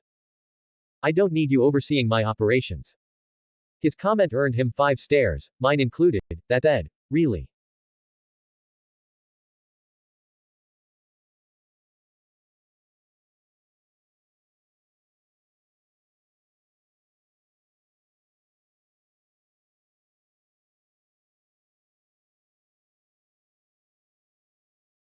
Really? You're already indebted to me, I know that your upbringing won't allow you to repay my help with malignancy. Helping you further is not out of the same scope of action. If you want, you can consider it as me finishing my work with no loose ends. We chose to ignore Richards. I will accept your help and repay my debt afterward. Doom said while almost cracking his teeth. That works for me, Mr. Doom, if that's how you want to label our association then I have no problem with it. As they say, Rome wasn't built in one day, with luck we will be more than associates by the end of it all. Why do I feel like I just proposed to Doom? Now this is a mess I don't want to be part of, so I will leave this P-link in your hands and your mother's soul before I go. Your life is about to become chaotic and you will need some time to accept and adapt to your new selves. I said as I moved the soul container into his hands and took out a P-link for Doom. He observed the P-link with curiosity. Just tap the P-link and you will get it. I know that all of you have questions but you can use the P-link to get your answers or to contact me. I will see you later, I was overseeing a battle before this mess and I should go back.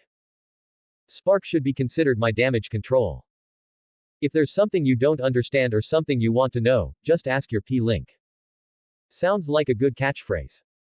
I warped back to Krakoa just to find the X-Force trying to restrain my cat. She kept swirling around them trying to avoid her captors. What did I miss, Padawan? Ha ha ha ha ha ha. Kitty wanted to fight Krakoa after they reached its location. The Padawan said pointing at the gigantic tree. PFF ha ha ha ha. I will go and restrain her. Stupid cat of mine. I moved to her location and, from her back with practice, placed one hand on her head and the other under her chin. Come at me. Weakling. Let's purr asterisk Aragorn stop it. I'm rampaging now purr, under the tired eyes of the X-Force I told Kitty as I petted her. Little cat, don't cause them more trouble. Look how pitiable they look. I could feel the soup of emotions coming from them, tiredness being the dominant phase of the soup. Purr okay but keep doing that. Purr, I love this cat. She went from berserker to spoiled in less than 3 seconds. I turned my attention back to the mutants and said. Looks like you made it to the finish line. That over there is where its main mind resides, you need a telepath to communicate with it so you should call for Xavier. Krakoa knows that it lost the battle, the cat is too overpowered, hence why it's waiting. A being like Krakoa operates in a more logical, or even instinctual, way. I can tell because of my empathy and weird mind. It essentially concluded that since its defense and attack methods are not working then it should try something different. In a way, you could call it a very sane way of thinking, since it's not repeating the same action while expecting a different result. Hence it knows it can't beat them, so it will try observation and then a different approach. After making sure that there were no other threats, Kurt is sent to the plane for Xavier. Xavier rolls to the base of the gigantic tree and attempts to talk with it. On the outside nothing much is happening, but after a few minutes, which I'm sure is more than that in their mind space, Xavier opens his eyes and smiles with a tear of happiness flowing down. It agreed. Yes. Yeah. Ha ha ha ha. Purr. We have a home. Different cries and shouts of jubilation and exultation bless the island. Some, like the more aged, are silent, but their joy is apparent in their physiognomy. I will admit that this is not bad. Even though I borderline hate them because of how much the three groups blessed me with work, I know what this accomplishment, this place, and this nation will mean for the mutants in the future. This will be their safe haven on Earth, the place where they can be themselves with no regard for what others may do to them. A place of freedom and the first step in solving one more of the problems on my list. I should probably go and introduce myself to Krakoa. A.N. So this is it for the cat fight. I introduced the Fantastic Four, but we will not see much about them since Aragorn will be busy dealing with Hydra and the rest. I will add some pictures to try to illustrate the battle XD. The next chapter will have some different POVs and a small time skip, like a week or so. Thank you for reading. I have lots of fun reading your comments. XD. 19 comments 0 vote. F4, 3 RDP POV. Baxter Building. Post-Shine Dragon sighting. After Aragorn portaled out of the building, a heavy silence was left. The 5 not-so-normal humans were attempting to process what just happened. First, one of their own went ballistic and activated the project that they had been working on for more than 2 years. Second, their bodies are not what they used to be. Third, the devil is real. Fourth, whatever the heck that being Aragorn was real. Fifth, they almost died and bring the rest of the world down with them. Other motives further exasperate their current decrease in sanity, motives that currently neither of them have the mental capability to process. The silence was broken by the one that, ironically, has a better presence of mind. Normally that's not the case. So. Victor the First, just want to say that the only reason I haven't knocked out your teeth, is that I'm currently naked and on fire. He said so with such a tone that any unsuspecting listener would think that nothing wrong was going on. Additionally, I think that I speak for everyone when I say, what the fuck dude. His flames reacted to his sudden exclamation as if they were making themselves known by agreeing to the sentiment expressed by the Human Torch. Fwoosh. Whoa. Down girl. I don't want to melt his annoying mug. Yet. Throwing logic out of the window, his words seemed to do the trick given that his flames agreed to calm down. Had a certain Shine Dragon been here to see what just happened, he would certainly have been surprised. These were not the canon flames that he was promised by the comics he read. Although not entirely accurate, these flames were closer to a symbiote. They didn't have a remarkable sapience of their own, but they were sentient. The implications of this. Uncharted territory. Luckily, the responsibility fell in the capable hands of Johnny Storm. Susan. Reed. Victor. Ben. Johnny. The surprise at the apparently sentient flames was evident on their faces. I know we just met and this might be some personal information, but. Are you a girl? Johnny was a man of priorities, a man who would make great friends with a certain cat of priorities. Johnny was adamant about sharing his body with another man. At least if it's a girl, it's acceptable. His flames, through movements and changes in the heat, were able to convey the meaning of confusion to the rest, but to Johnny, he was able to feel its confusion. This is weird, I feel your confusion about the question, somehow. It's normal to be confused, so don't worry, I will help you during this time of identity crisis, we are one set after all. Surprisingly, he seemed to be doing a better job than expected from someone who had just been told that he will be bonded for life with another entity. Unlike a certain emo spider. Reed, shouldn't we be worried about this? Susan asked while pointing at her brother. If they had been more observant, they would have noticed the trembling of her hands. Which is not surprising considering what she just went through. She knows what her future could have been if Aragorn had not interfered. I don't know. All of this is new, something I had not taken into account. The pride of possibly the most intelligent human is not something easily shaken, but when you meet the devil, your entire life paradigm is shaken. Victor. Why don't you try using that thing that he gave you? Ben Grimm said while trying to keep his wits about his appearance. The only reason he was not beating the crap out of Victor was that, same as Susan, he was shaken by what they just experienced. But make no mistake, his anger is almost overflowing. He is just holding by a thread, the possibility that their new acquaintance could do something about his body. He didn't want to be this thing. Victor looked down at the green jewel left in his hand next to his mother's soul container, a bigger red jewel, and remembered the instruction left of tapping it. Tap. Hello Victor Von Doom, my name is Spark, how can I help you? A voice followed by the hologram of Spark came out. Spark. Wasn't that what he said when stabilizing the portal? Reed asked. Susan. Reed. Victor. Ben. They were all left waiting for an answer, well not all. Johnny was busy playing with his flames. Excuse me, Mr. Doom, this device is called a personal link. The personal stands for I only answer to you unless you instruct otherwise. Would you like me to temporarily grant them permission to make queries? Yes. Permission granted. Mr. Richards, to answer your question, yes, it was me who took control of your building before. This was something that brought a great surprise to the group since they knew how tight and impenetrable the security was in here. What are you? Reed asked the question that was on their minds. My existence is a little difficult to define now, but I initially started as a very advanced AI. Recently the young master confirmed that my soul has taken root, so I'm closer to a soul form, or an energy being, that mostly operates at the virtual level. Though once Spark has his own body, that designation will change. Reed. Susan. Victor. Ben. Do you know what's going on with Johnny's flames? Deciding to ignore the absurdity of Spark, Ben got back on track. Mr. Doom, do I have permission to scan Mr. Storm? Yes. Johnny. Stop playing with your fire. Come here to get you checked. Susan. Sis. Don't say it like that. It sounds dirty. Maybe the wording was not as such, but considering that Johnny was playing with his flaming dick, it definitely sounds dirty. Johnny came back to the group while keeping a safe distance from his sister, careful of his flames, but close to Victor, disregarding his safety. A multicolored light came out of the P-Link. This was a techno-magical advancement that Spark developed after his soul took root and allowed him to cast magic. The flames possess sentience and the sapience of a newborn. They are linked to Mr. Storm's soul, not his body. The stronger soul, Mr. Storm's, influences the growing one. Further analysis is needed, but congratulations. You're a father. The sense of humor brought surprise, but it was overshadowed by the reality of Spark's statement. Susan. Reed. Victor. Ben. Is it a girl? A man of priorities. It doesn't have a gender as far as I could tell. Further analysis is needed. I recommend you contact the young master. He is better at biological analysis than me. Can we do that? Asked the worrying sister. Yes, I can make an appointment and have him come. He has to build a city, but that should take less than 3 days. I will let the butler know to make a clearing in his schedule for you. As if building a city was something so simple. That's what nobody said, but everybody thought. Can you scan me? Said Ben Grimm with both hope and apprehension. Another light showered Ben. You're healthy.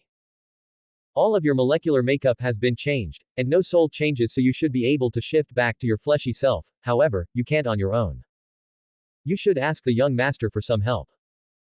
It is also possible that the changes are non-reversible, so even if you manage to shift, your true body will eventually reverse to your current appearance. Then again, this is not my area of expertise. Spark answered the implied question of Ben Grimm. That's good.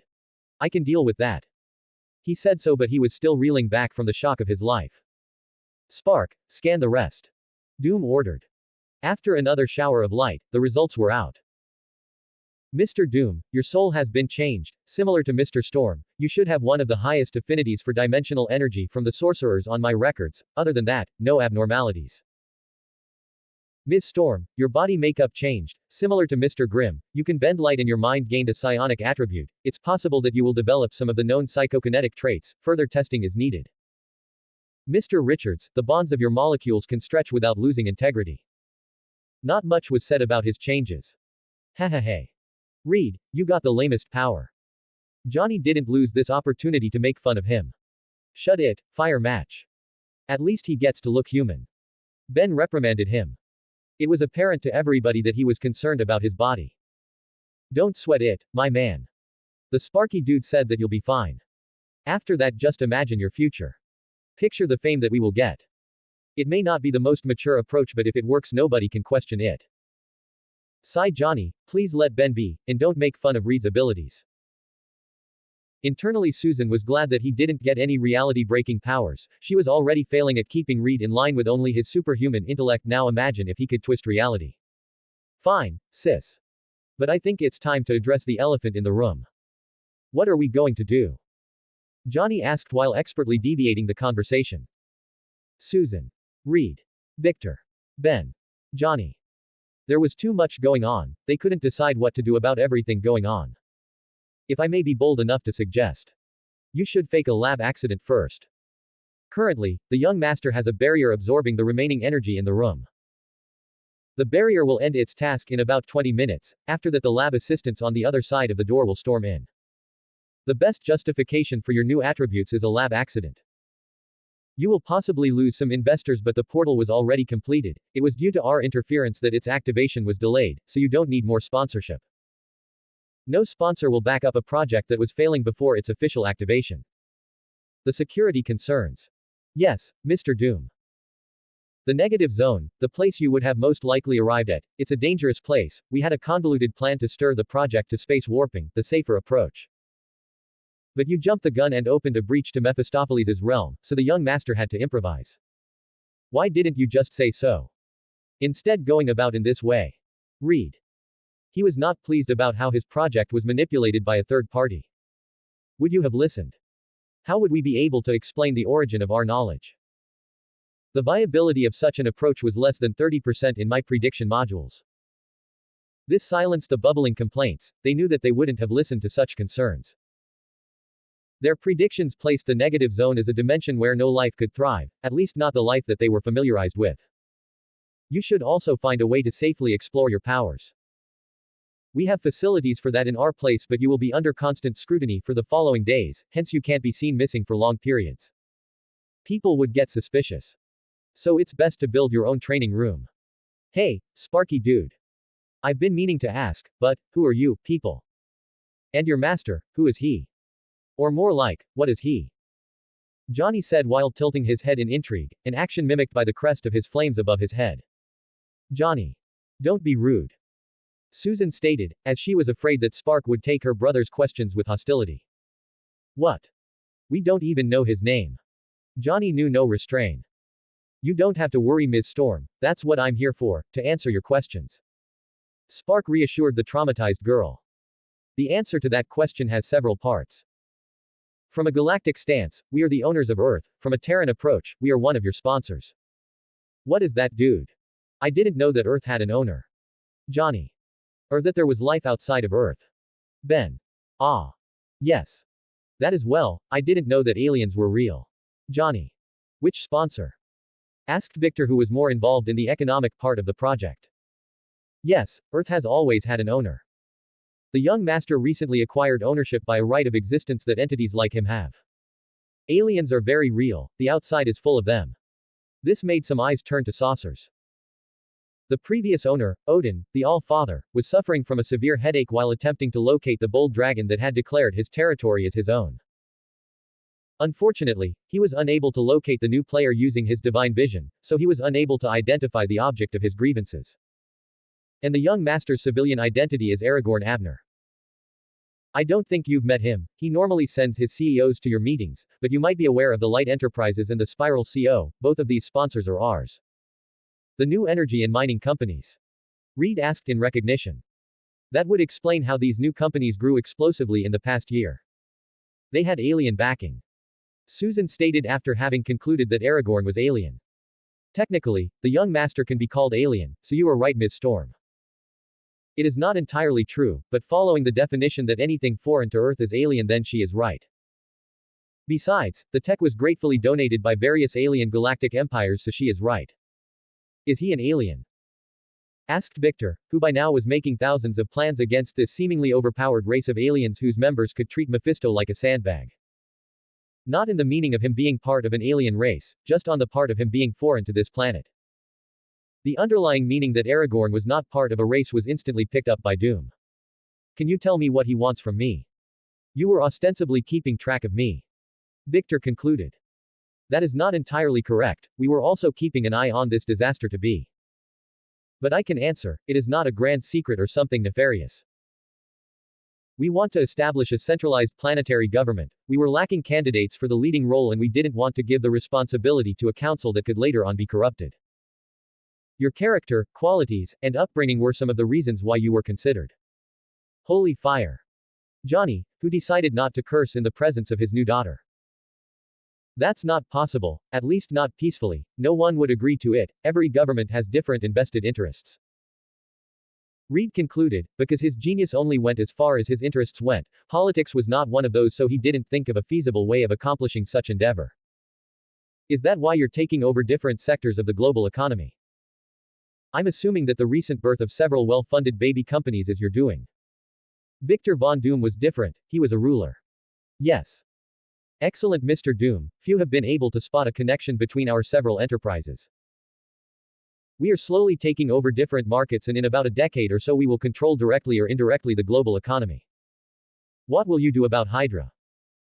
Someone as well informed about the reality of human society like Doom knew about some of the existing secret societies, Hydra among others. That's part of the battle that the young master was overseeing before this accident.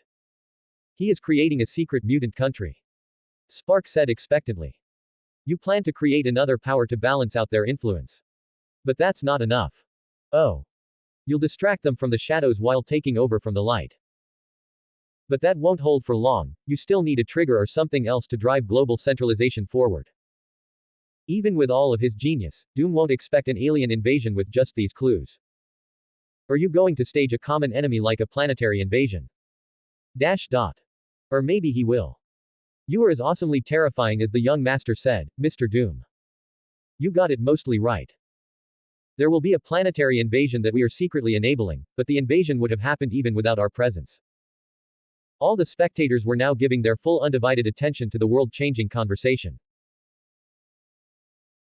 We will use it as a trigger, we will get the economy as our driving force to pressure the governments, we will get the support of the powerful, newly established, mutant country, and lastly we will round all of these unrelated factors under a charismatic, competent, and neutral ruler of possibly a small country, who will play an important role safeguarding the planet, Victor Von Doom, King of Latveria.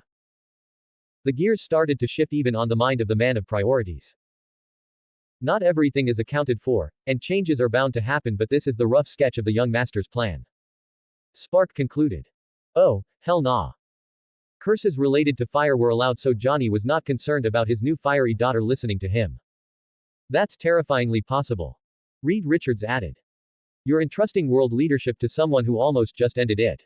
Susan said. She was possibly the one who was more affected by their recent experience, and a spark of resentment towards Victor was already well rooted in her heart. Ignoring the hurtful but understanding expression of Victor, Spark answered. Yes, he still has some places to grow. This is why we want to have a friendly association with Mr. Doom. We have lots of resources in our place that will allow him to study, train, and experience character-growing situations related to his possible future occupation.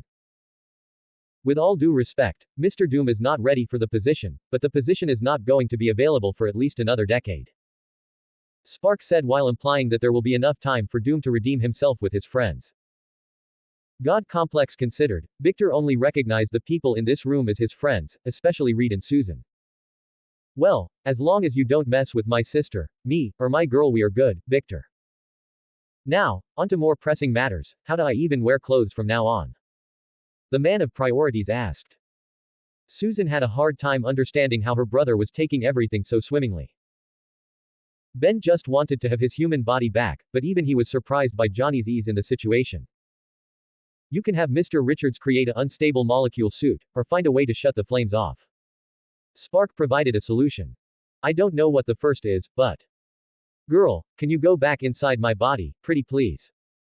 Responding to his will, the flames were absorbed inside Johnny. Now this is awkward, I was flamingly naked, but now I'm just plain naked.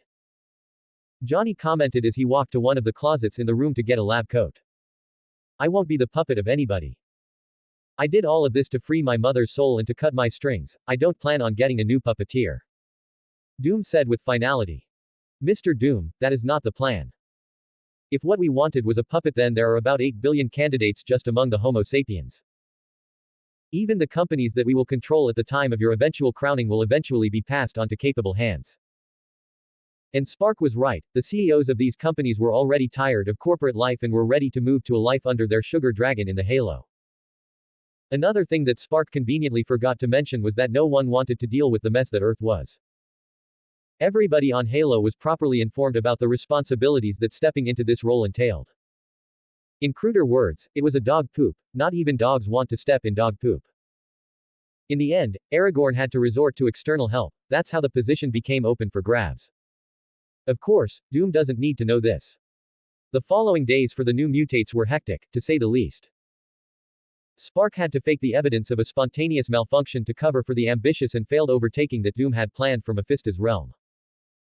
As expected, they lost some of their sponsors and they were subjected to 2 full days of biological tests under the greedy eye of the military.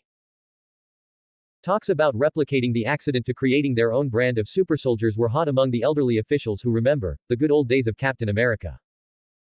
Records of the accident were confiscated under the banner of national security and the project was indefinitely placed on hold. Not that anything will come out of fake data generated by Spark.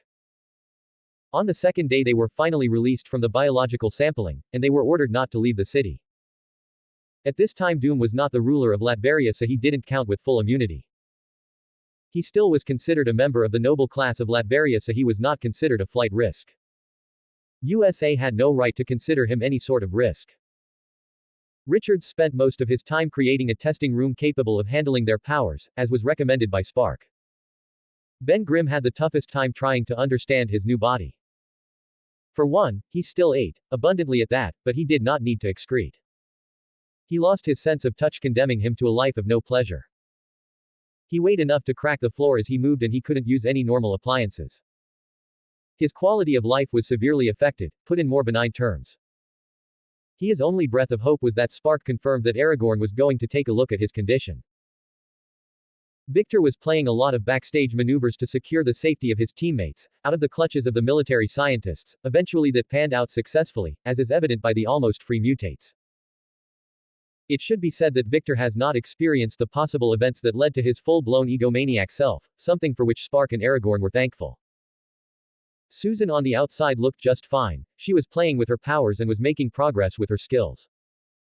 On the first day of confinement, she woke up floating over her bed. That was how she discovered her force field, or barrier, generation power. Spark told her that she channels some of her internal energy through a conduit barrier, of psionic energy, resulting in the creation of her barriers. She was happy to know that with enough control she should have a form of telekinesis available. Sadly, with everybody busy with their problems, none of her teammates knew that every night she cried herself to sleep and that she was not sleeping more than a couple of hours a day. She was having nightmares. The outlier was Johnny, who could be found constantly talking to his girl about life and the like. He spent his time watching American football and teaching his living flame about the rules and plays. Although the control of his flame was surrendered to the living fire in him, one could argue that he had the best control of his skills among the mutates. Often Johnny was found playing with fireballs, shaped like footballs, or instructing his living fire about how to create flaming constructs. A huge difference from his canon counterpart. While dealing with the unseen and seen consequences of Victor's mistake, the day of Aragorn's meeting arrived. And it started with a message through Spark. Good morning. The young master is currently busy finishing the last buildings of the city. He asked me to inform you that if you don't mind waiting with him for an additional 30 minutes or so, he can take you to his lab afterward. I don't mind. How are we getting there? The eager Human Torch commented. I would rather go and wait for him to finish what he is doing instead of staying here a moment more. Ben Grimm was tired of being cooped up in this prison. After getting confirmation from the others, Spark warped them to Aragorn's.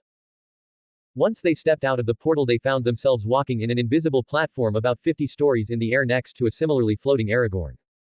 Whoa! What? There were several exclamations of surprise before they were distracted by the mystical view. Aragorn was floating, waving his hands in the air as if conducting a musical performance. Behind him and the mutates were several equally floating deposits of resources. Steel, cement, water, sand, rock, glass, different metals, ceramics, wood, and many other unidentified satellites of resources orbited behind them. Trails of said resources followed selected paths and then were mixed together in front of Aragorn as if solving a puzzle. Buildings, and arcologies, were put together from below the ground up. Streets, subways, parks, and several other public properties were laid as if fast-forwarding at high speed a video of a city construction. The conductor kept dancing his hands in the air as he said, "Sorry for the delay. I had to do some last-minute modifications to the layout, so here I am. I already had your medical files ready, but I wanted to finish this before moving on to other sectors of the country building. I gotta say though, we have never seen anything like the living flame inhabiting Mr. Storm, it's fascinating." Aragorn was truthful to his words. He concluded that this was part of the knowledge that he wasn't privy to. "I'm almost done here, you can take a seat and enjoy the show while I'm done." VIP cinema seats were materialized on the invisible floating platform for the guests of the ongoing show. Especially you, Susan Storm, your stress, trauma, and tiredness can be felt from here. Not that Mr. Grimm is any better, take a seat, I made one specially for your new constitution. As he said, one of the seats was bigger than the others. The gaping audience didn't fight the flow and took their places. A few minutes later a portal opened nearby and two maids walked out, Irina and Yelena. "Hello, it is a pleasure to meet you. My name is Irina and this is Yelena. Is there anything that you would like to have while you wait for the young master?" Even though Johnny was firmly advised to be on his best behavior by his sister, he couldn't help it and asked, "Excuse me, lovely miss. Are those ears real?" He said while gesturing to the bunny and fox ears. Before Susan could admonish him, Yelena answered, "Yes, Mr. Storm. These are real ears. Whoa. You must be a hit with those, aren't you?" At least he didn't ask to touch them. This is what was going through Susan's mind. You could say that they are a hit among some of the other races, but not among your kind. Humans are not ready for this much fluff. While Yelena said as much, the corner of Aragorn's mouth twitched a little at how his maids no longer considered themselves any part of humanity. Damn. These girls grow more misanthropic as they go. Aragorn thought. Oh. I see, you're not a mutant. I thought you were a human mutant with bestial traits. Johnny said. My lovely lady, I just want to say that humanity may not be ready for this much fluff, but I am. Johnny said while winking at the fox. His flames came to live above his head as if supporting his wink. I must confess that this is a surprise. I thought only the young master shared this deviancy for beast girls. Yelena said. Hey. Yelena. Why am I collateral damage? Aragorn exclaimed as he continued with his task. Mr. Storm, I will keep in mind your offer, but for the moment, is there anything that you would like to eat? We quite literally have anything you want from Earth's cuisine.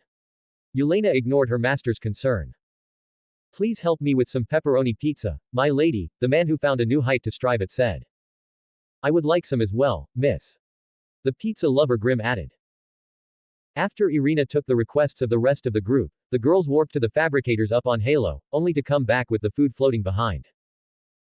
Please let us know if you need anything else, we will be making sure that the young master keeps his secret passages to a limit.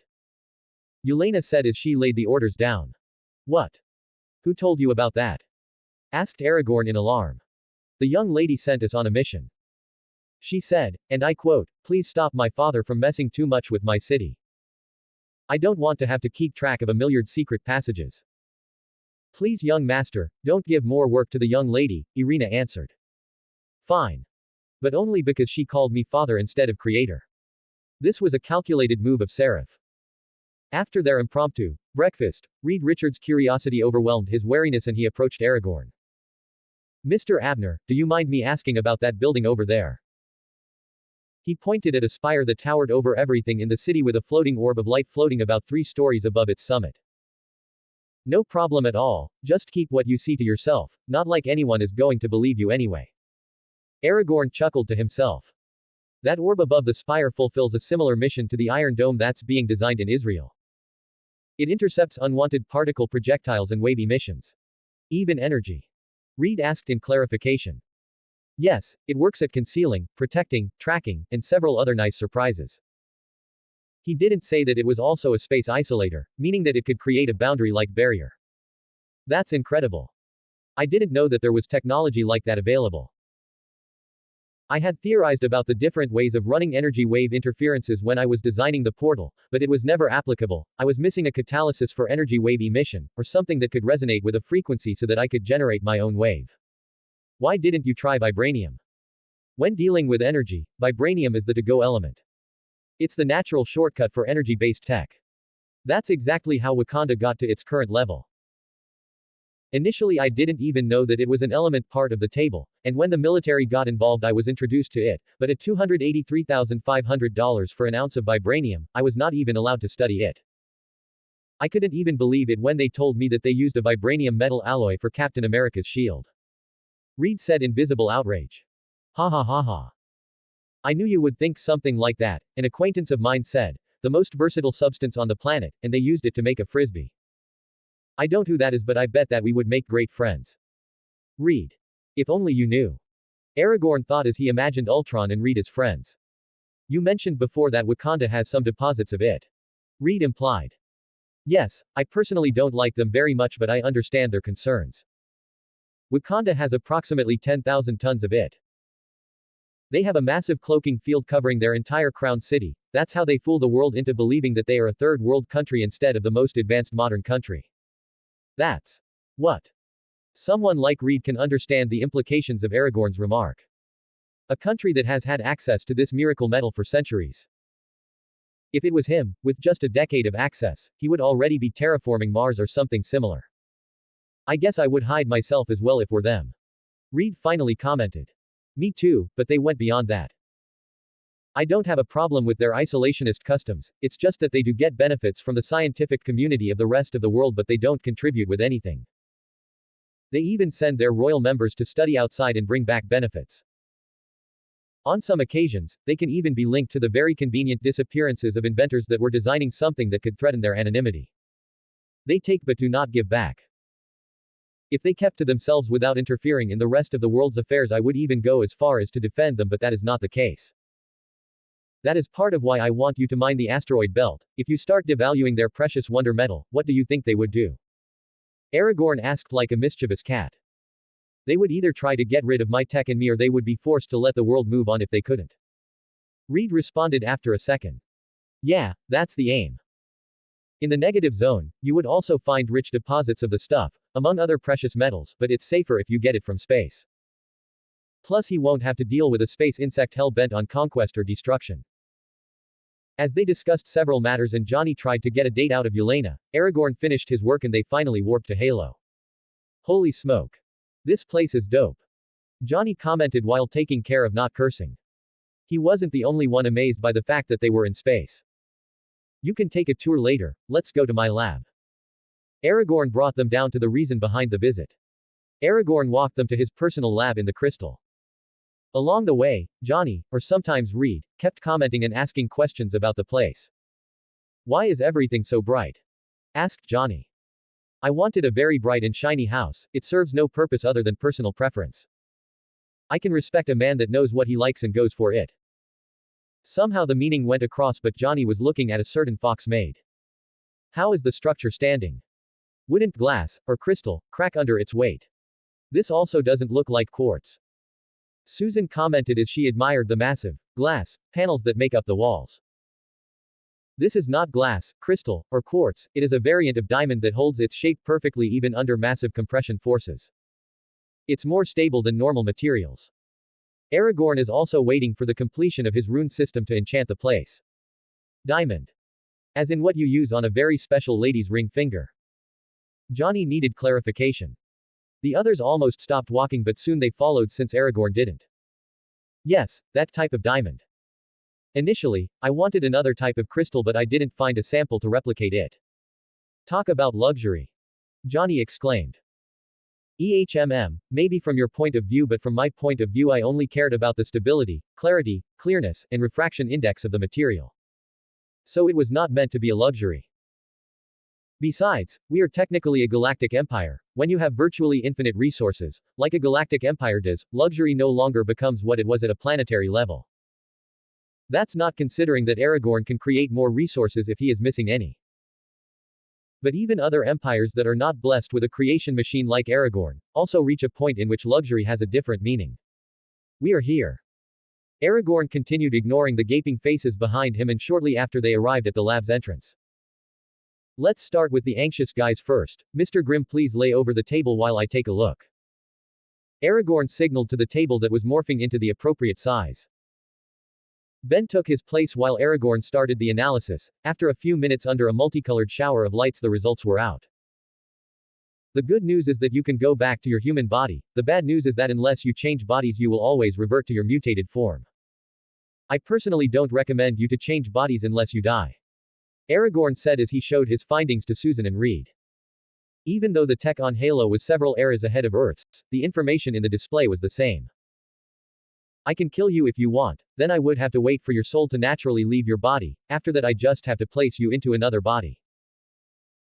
The downside is that body rejection is a thing and dying always has repercussions. What those repercussions are could go from short periods of depression to full-blown insanity.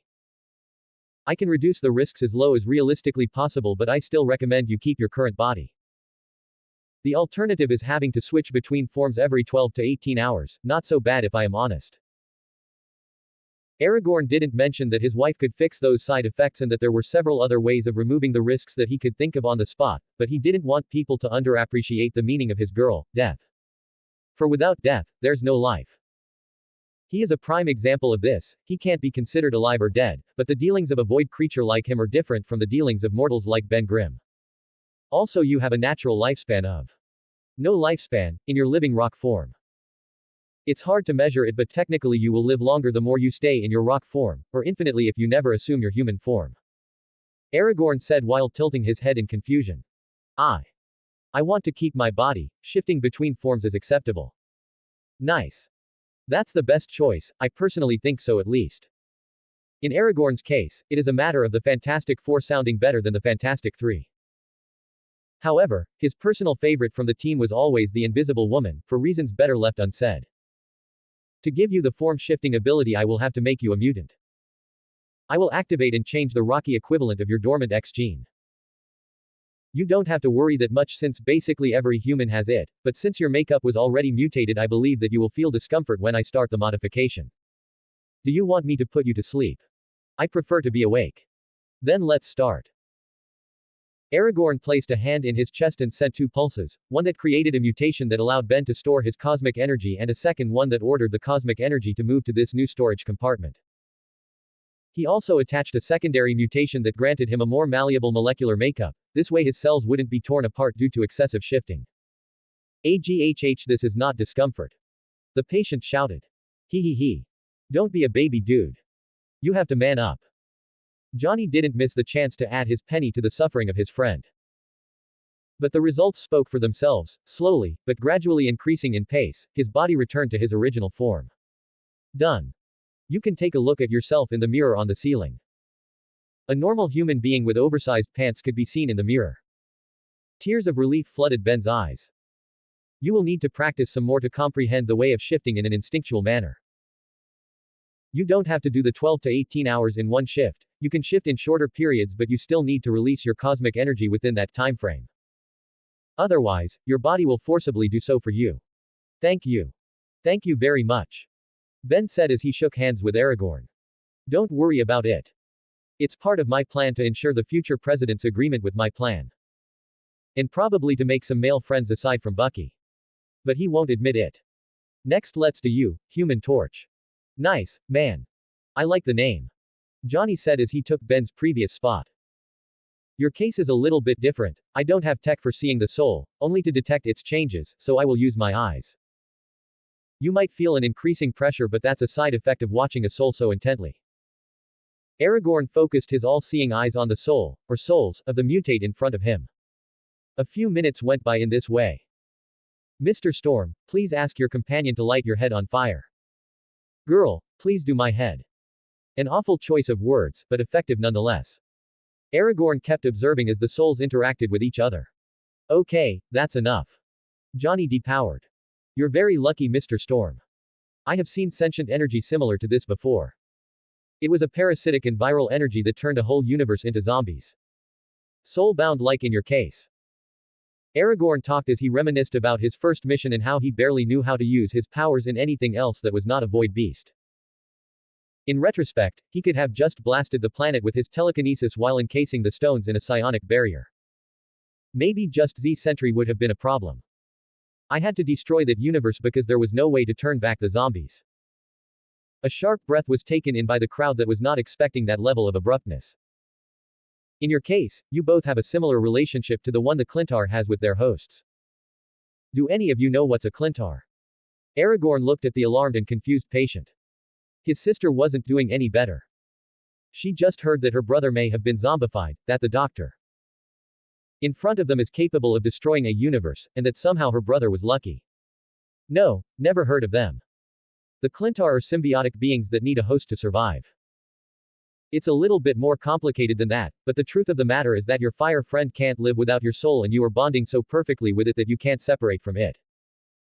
It will reach a point in which both of your souls will be supporting each other. It's a baby, so make sure you treat it with care. I don't think you would lead a happy life with a bunkmate who you hate its guts. And lastly, and possibly the most interesting part, it needs a huge amount of heat energy in order to reproduce, besides reaching maturity, like a 0.01% of the total heat energy of a dwarf start. Or Aragorn could supply the energy. Just saying, in case that it ever wants to create progeny. Ah. By the way, it doesn't have a gender, but if you raise it as a girl your wish will come true and it will identify as a girl. Aragorn was very careful about the way he referred to it, a habit from his past life he developed during the modern times. And I think that it will be able to create an energy body to interact with the outside, but it needs more time to grow. All in all, I think that you got the best deal out of this accident. Having an extra layer of protection in your soul was always welcomed in Aragorn's eyes. Thanks, man. My sister will sleep better at night knowing that I'm not going to have a Xeno bursting out of me. Johnny laughed in relief. You know, that movie was inspired by real events, the whole franchise was, maybe not the exact events of the movies but the aliens in it are real. The Yautja are a race of aliens that enjoy the thrill of the hunt, the xenomorphs are real as well. What? Yeah, the Yautja have this weird blessing ceremony where they visit every new galactically recognized species and challenge an individual to a death match.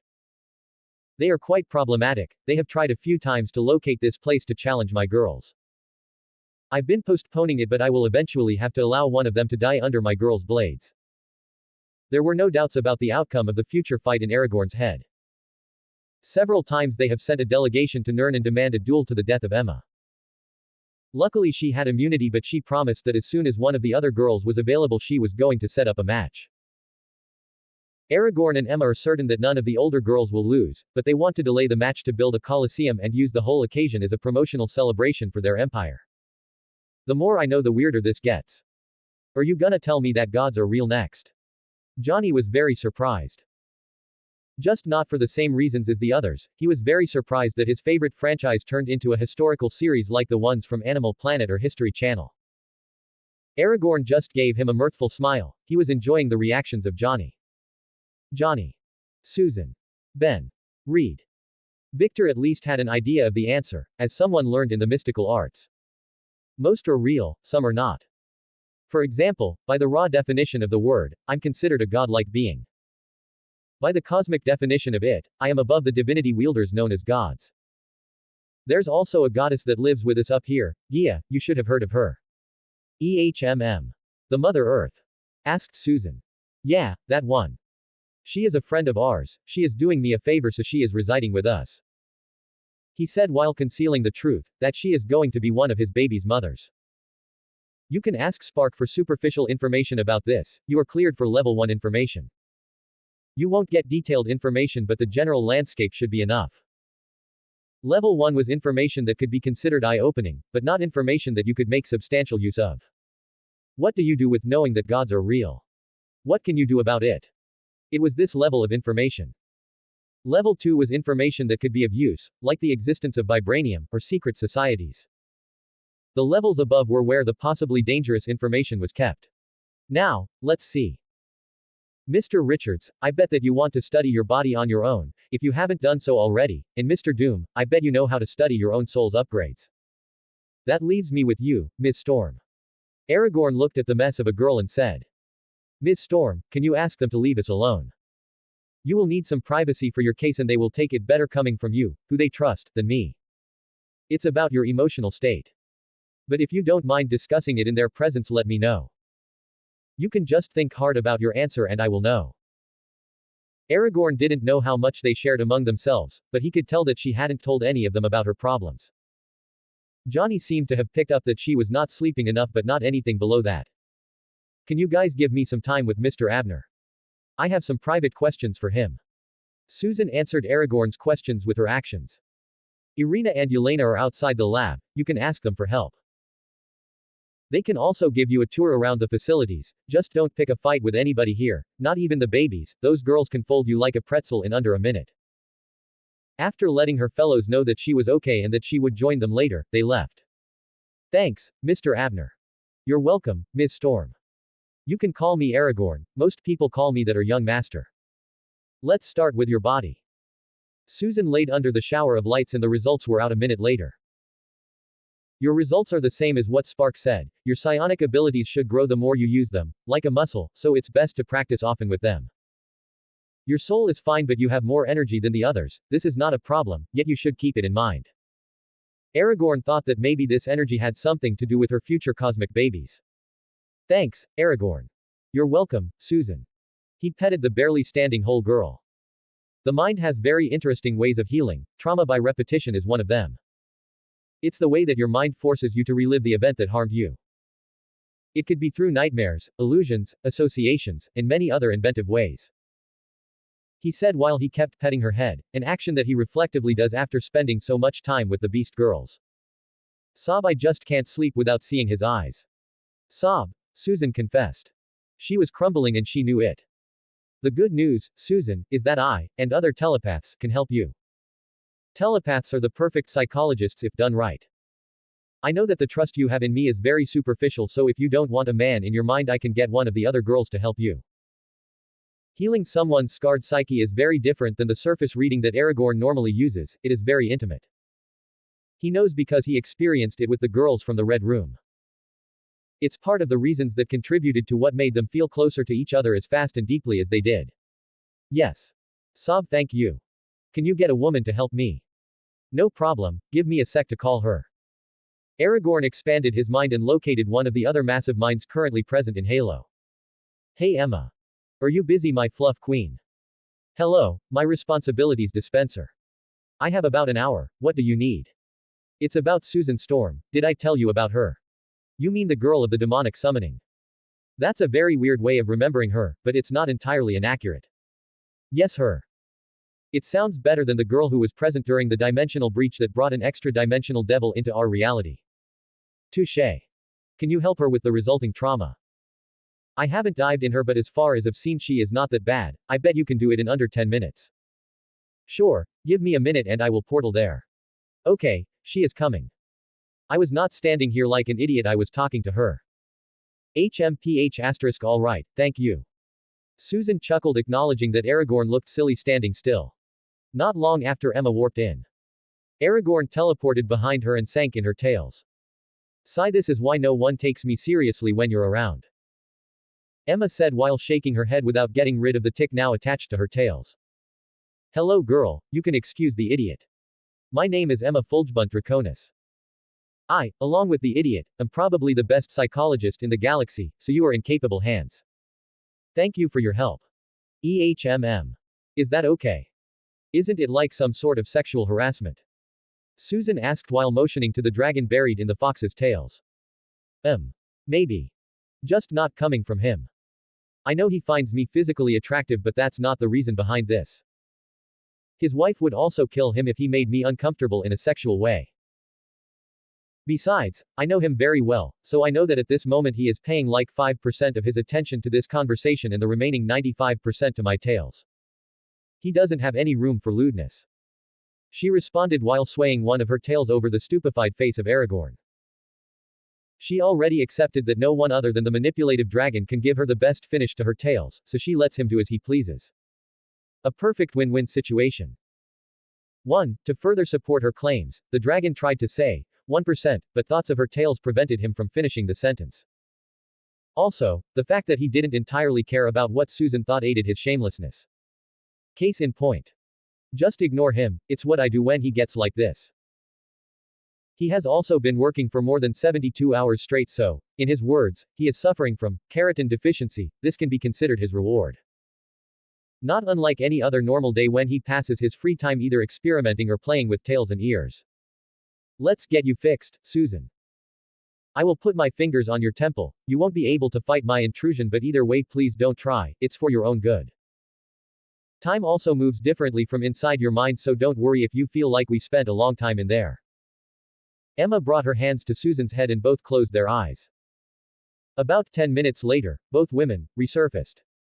Your trauma was not as rooted as it could be since not much time had passed since then. I still recommend you talk to your loved ones if you ever have sequels. Based on what I've seen, surprisingly, your man-child of a brother was the one that paid you attention. It could be because he is not as burdened as Mr. Grimm with his body changes. Emma was correct in her assessment. Under normal circumstances, the first to notice that something was not right with Susan is Ben Grimm. The other two. Honestly, you can do better than them. One is married to his lab and the other almost got you killed with his one objective is all that matters mentality. Trust me, I know enough about men like them.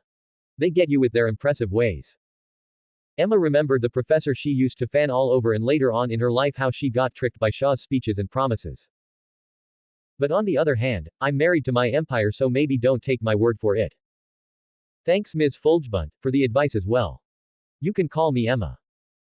As dirty as it may sound, you already had me in you, I think we are past honorifics. Emma commented with a chuckle. Thank you very much, Emma. Susan gratefully said while smiling at Emma's joke. Aragorn. We are done here. Don't you have something else to do? Emma addressed the dragon in her tales. Aragorn wanted to ignore her, but suddenly a thought passed through his mind and his eyes fully opened, accompanied by a slightly sadistic smile. Yes, my fluff queen. It's time to plan the lawful confiscation of your clone and light the metaphorical ass of Hydra on fire. Aragorn said as his canines popped out of his smile. Oh. It's that time. I thought that you were going to need more time with Krakoa. I thought so as well, but Seraph took command and things are working far better than expected. Initially, Aragorn assumed that he was going to walk the mutants by hand through the initial stages of the founding. But Seraph took control over the direction of the operation, a welcome surprise for Aragorn. The mutants decided to build 5 demographic centers or cities, the capital located in the center and the other 4 at the cardinal points. Aragorn just finished the capital city and the remaining 4 will be left for when the main city is more populated.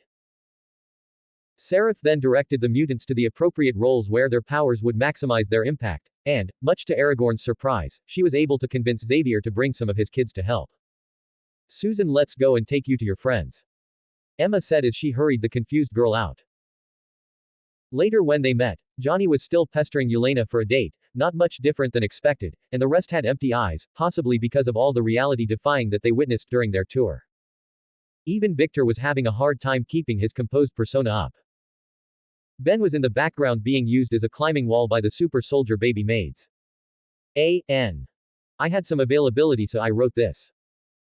I won't be changing canon so blatantly like with Johnny's powers in the future, but I have an idea that I will be pursuing. 3 days have passed since the last chapter, but I will probably start the next one after the planning for the clones appropriation is done, straight to the action XD, so the 1 week time skip will be completed.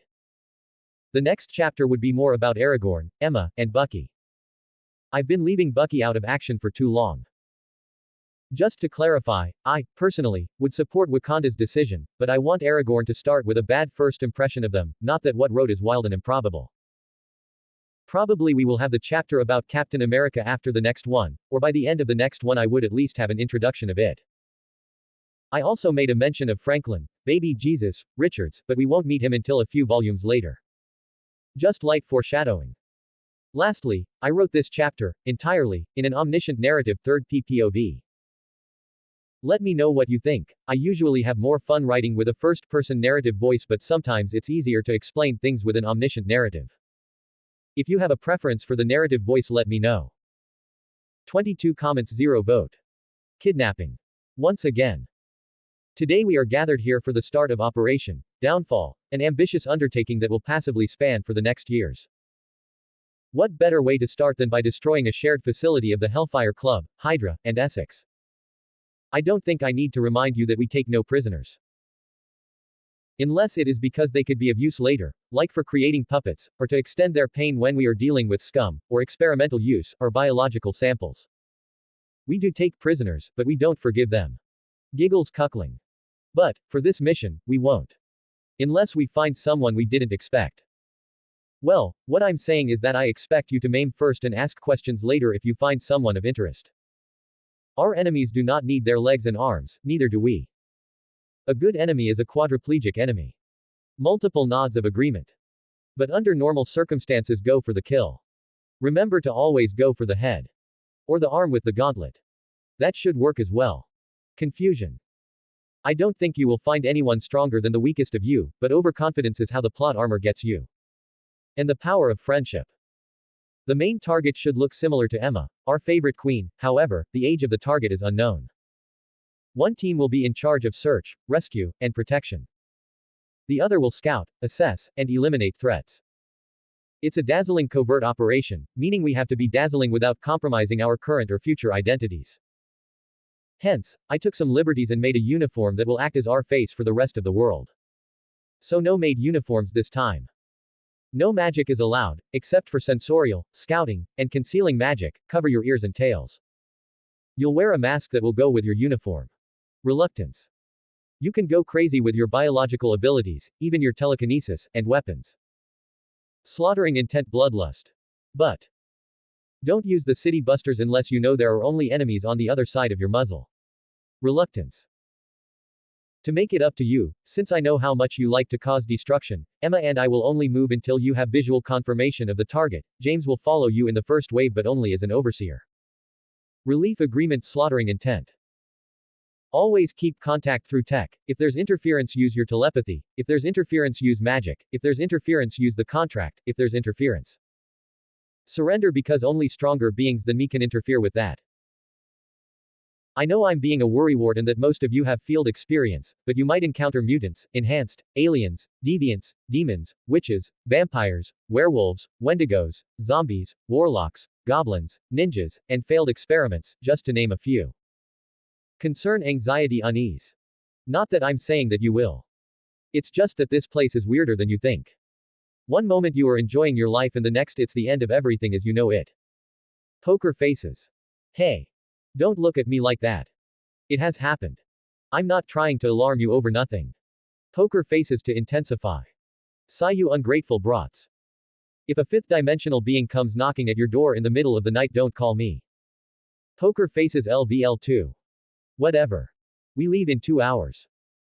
Come and get your uniforms, go for your weapons afterward, and then see me at Dock V.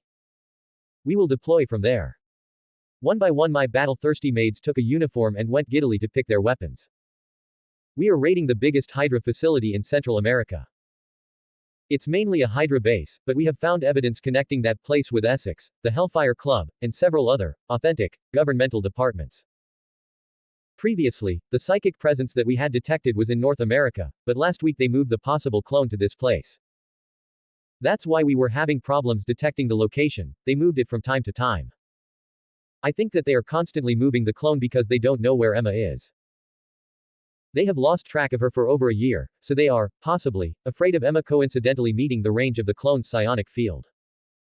Not that I think that they would be afraid of Emma, but they like to lurk in the shadows and hunt the shadows. At least we know that if there are multiple clones, there are not that many. The convoy that moved the psionic field was not big enough to host more than 10 people.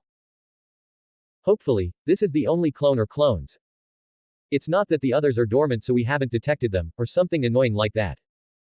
We tracked the psionic field through Brother Eye.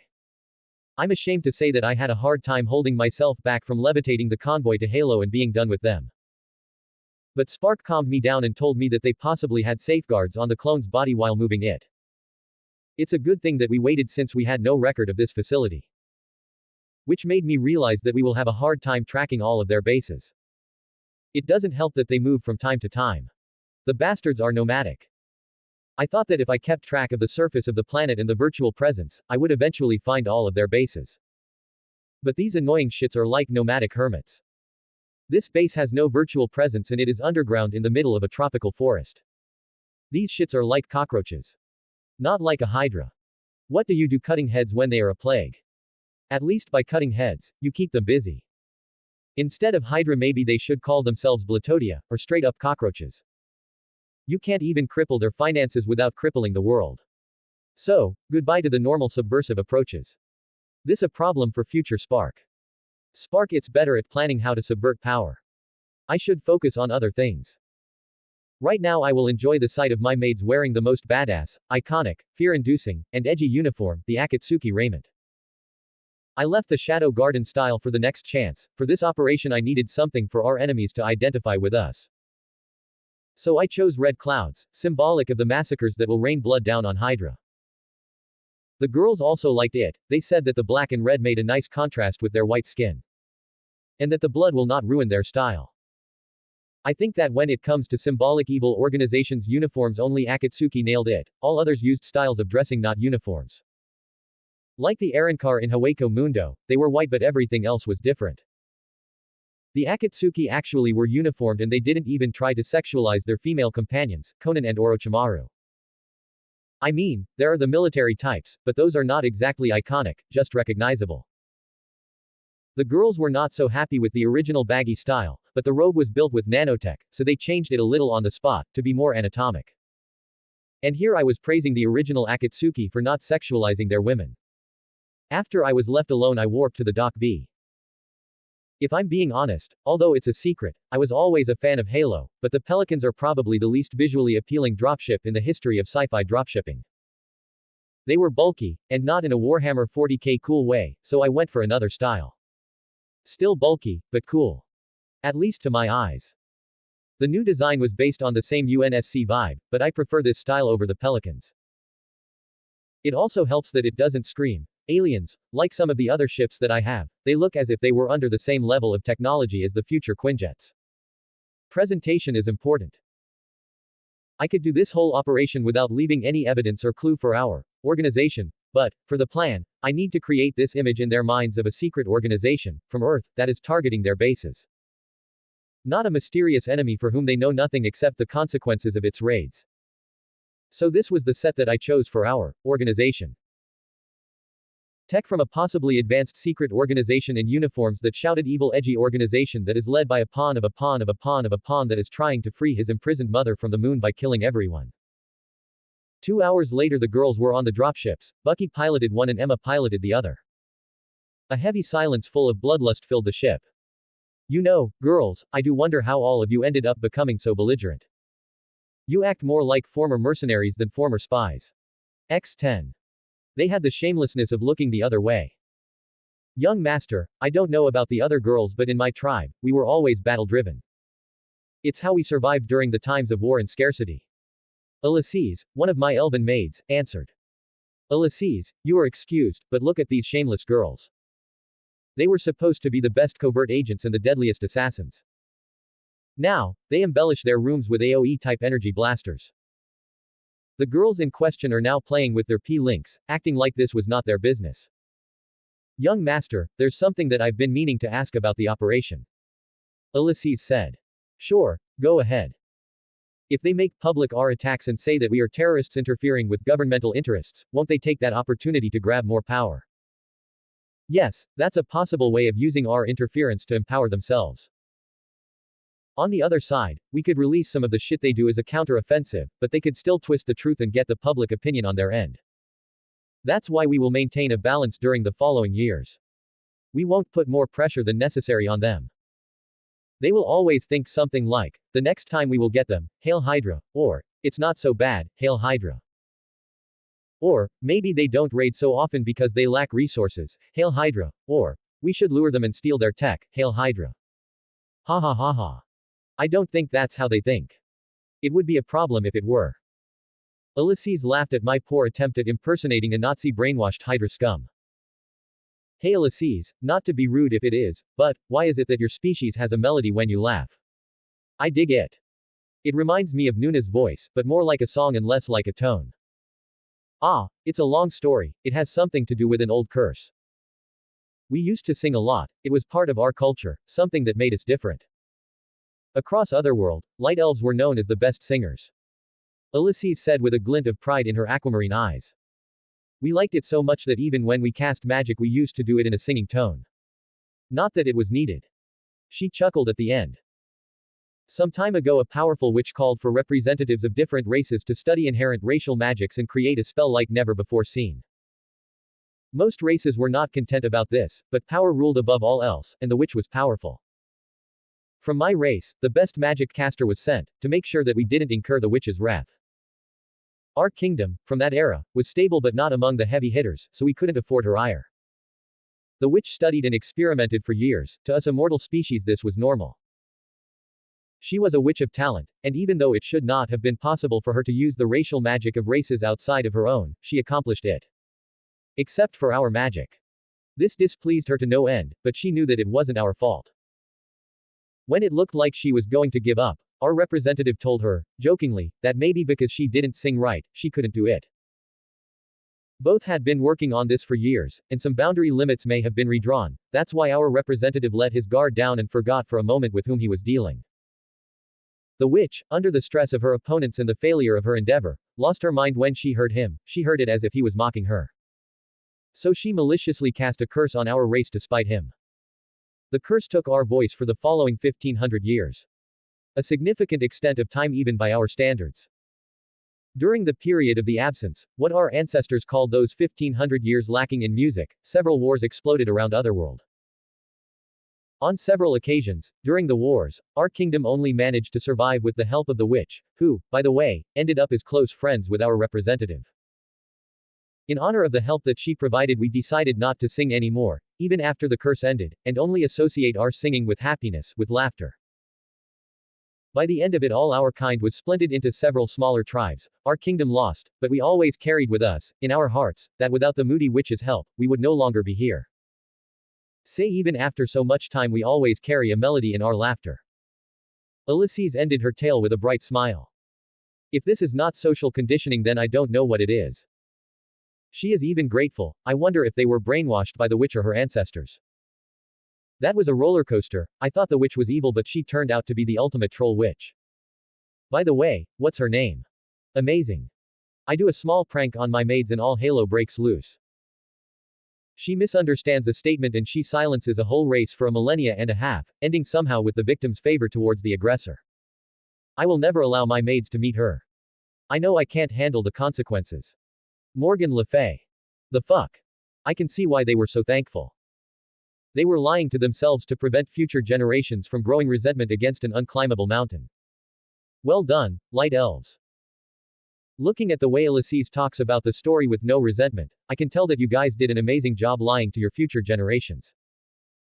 All it cost you were 1500 years of silence and the sacrifice of the idiot responsible for the curse. Do you know her, young master? Ulysses asked with her innocently shining eyes. I know of her, I haven't had the pleasure of meeting her. Nor will I ever, if I can avoid. I suddenly felt a gaze, which I graciously backtracked with my crimson eyes. I peel through space, the dimensional wall, the space between dimensions, another dimensional wall, space, a barrier, and find myself eye to eye with the trolling witch. Dark, borderline black, green eyes with a dressing style that reminded me of Nuna's dislike for proper clothing. She was startled the moment she understood that I was looking back at her. My anger dissipated. I thought it was a threat to the girls on the dropship. It's not every day that someone manages to pierce through the cloaking on my stuff or the passive cloaking around me. I will have to look into that later. She possibly had some sort of claim or hold on Ulysses, maybe not her specifically but her people. She might have something similar to Merlin where when someone calls his name he gets notified. The real, he who must not be named. Watch where you lay your eyes upon, witch. For the abyss always stares back. My inner Chunabu implored me for this statement. Though I'm having a cringe backlash now, I should later ask Nuna to kill me for a while.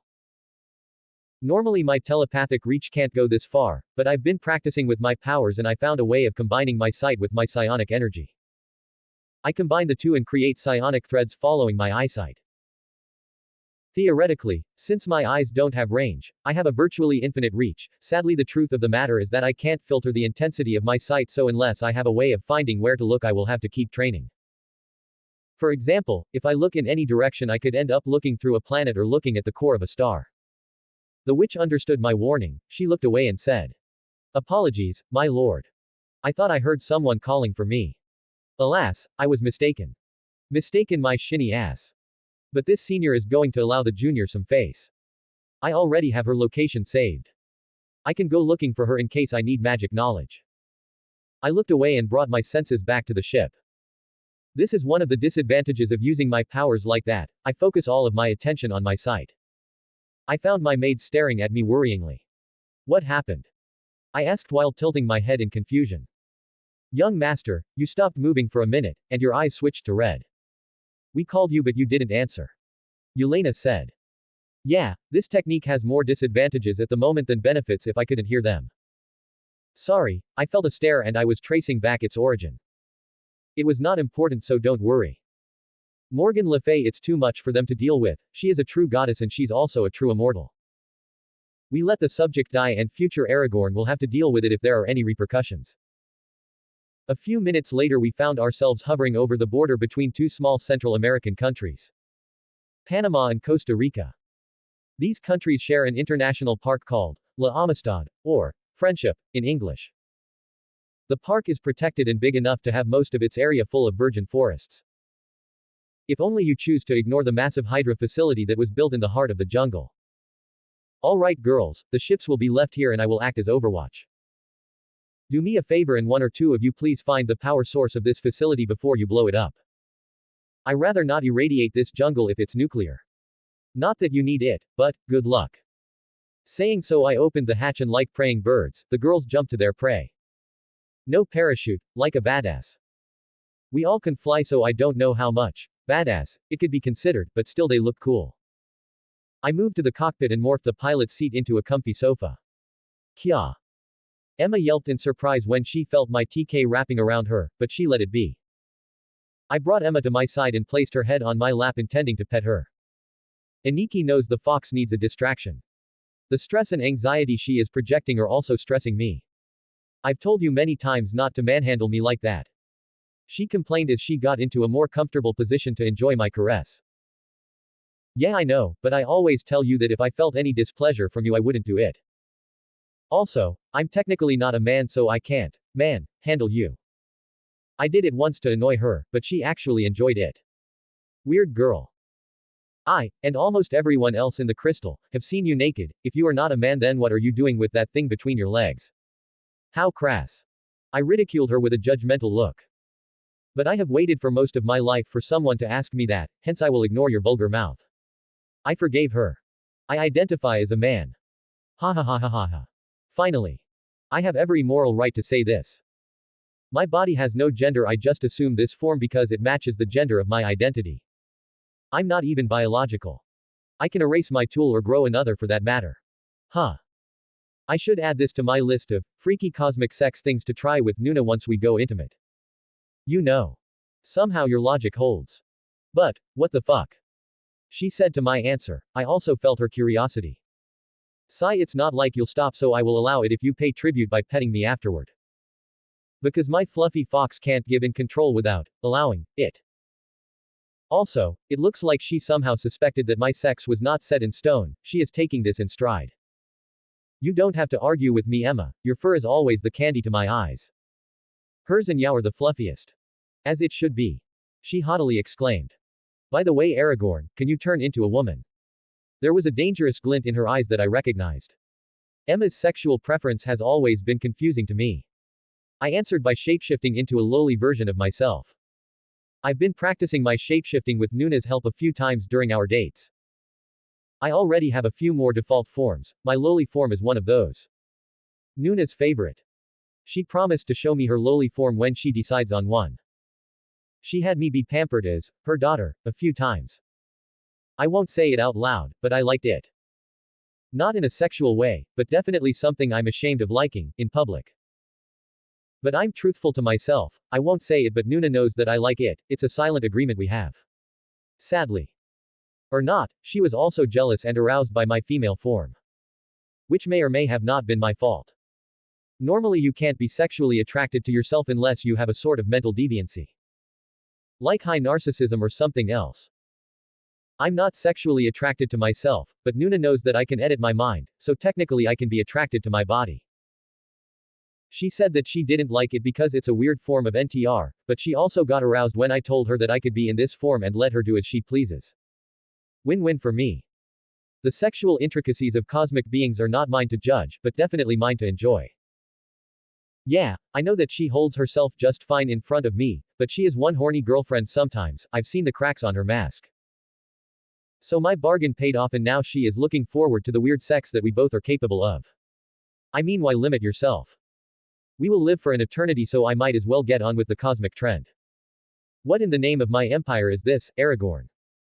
She raised her head from my now childlike lap and stared at my lowly form with great confusion, curiosity, and adoration. Kya, so fucking cute.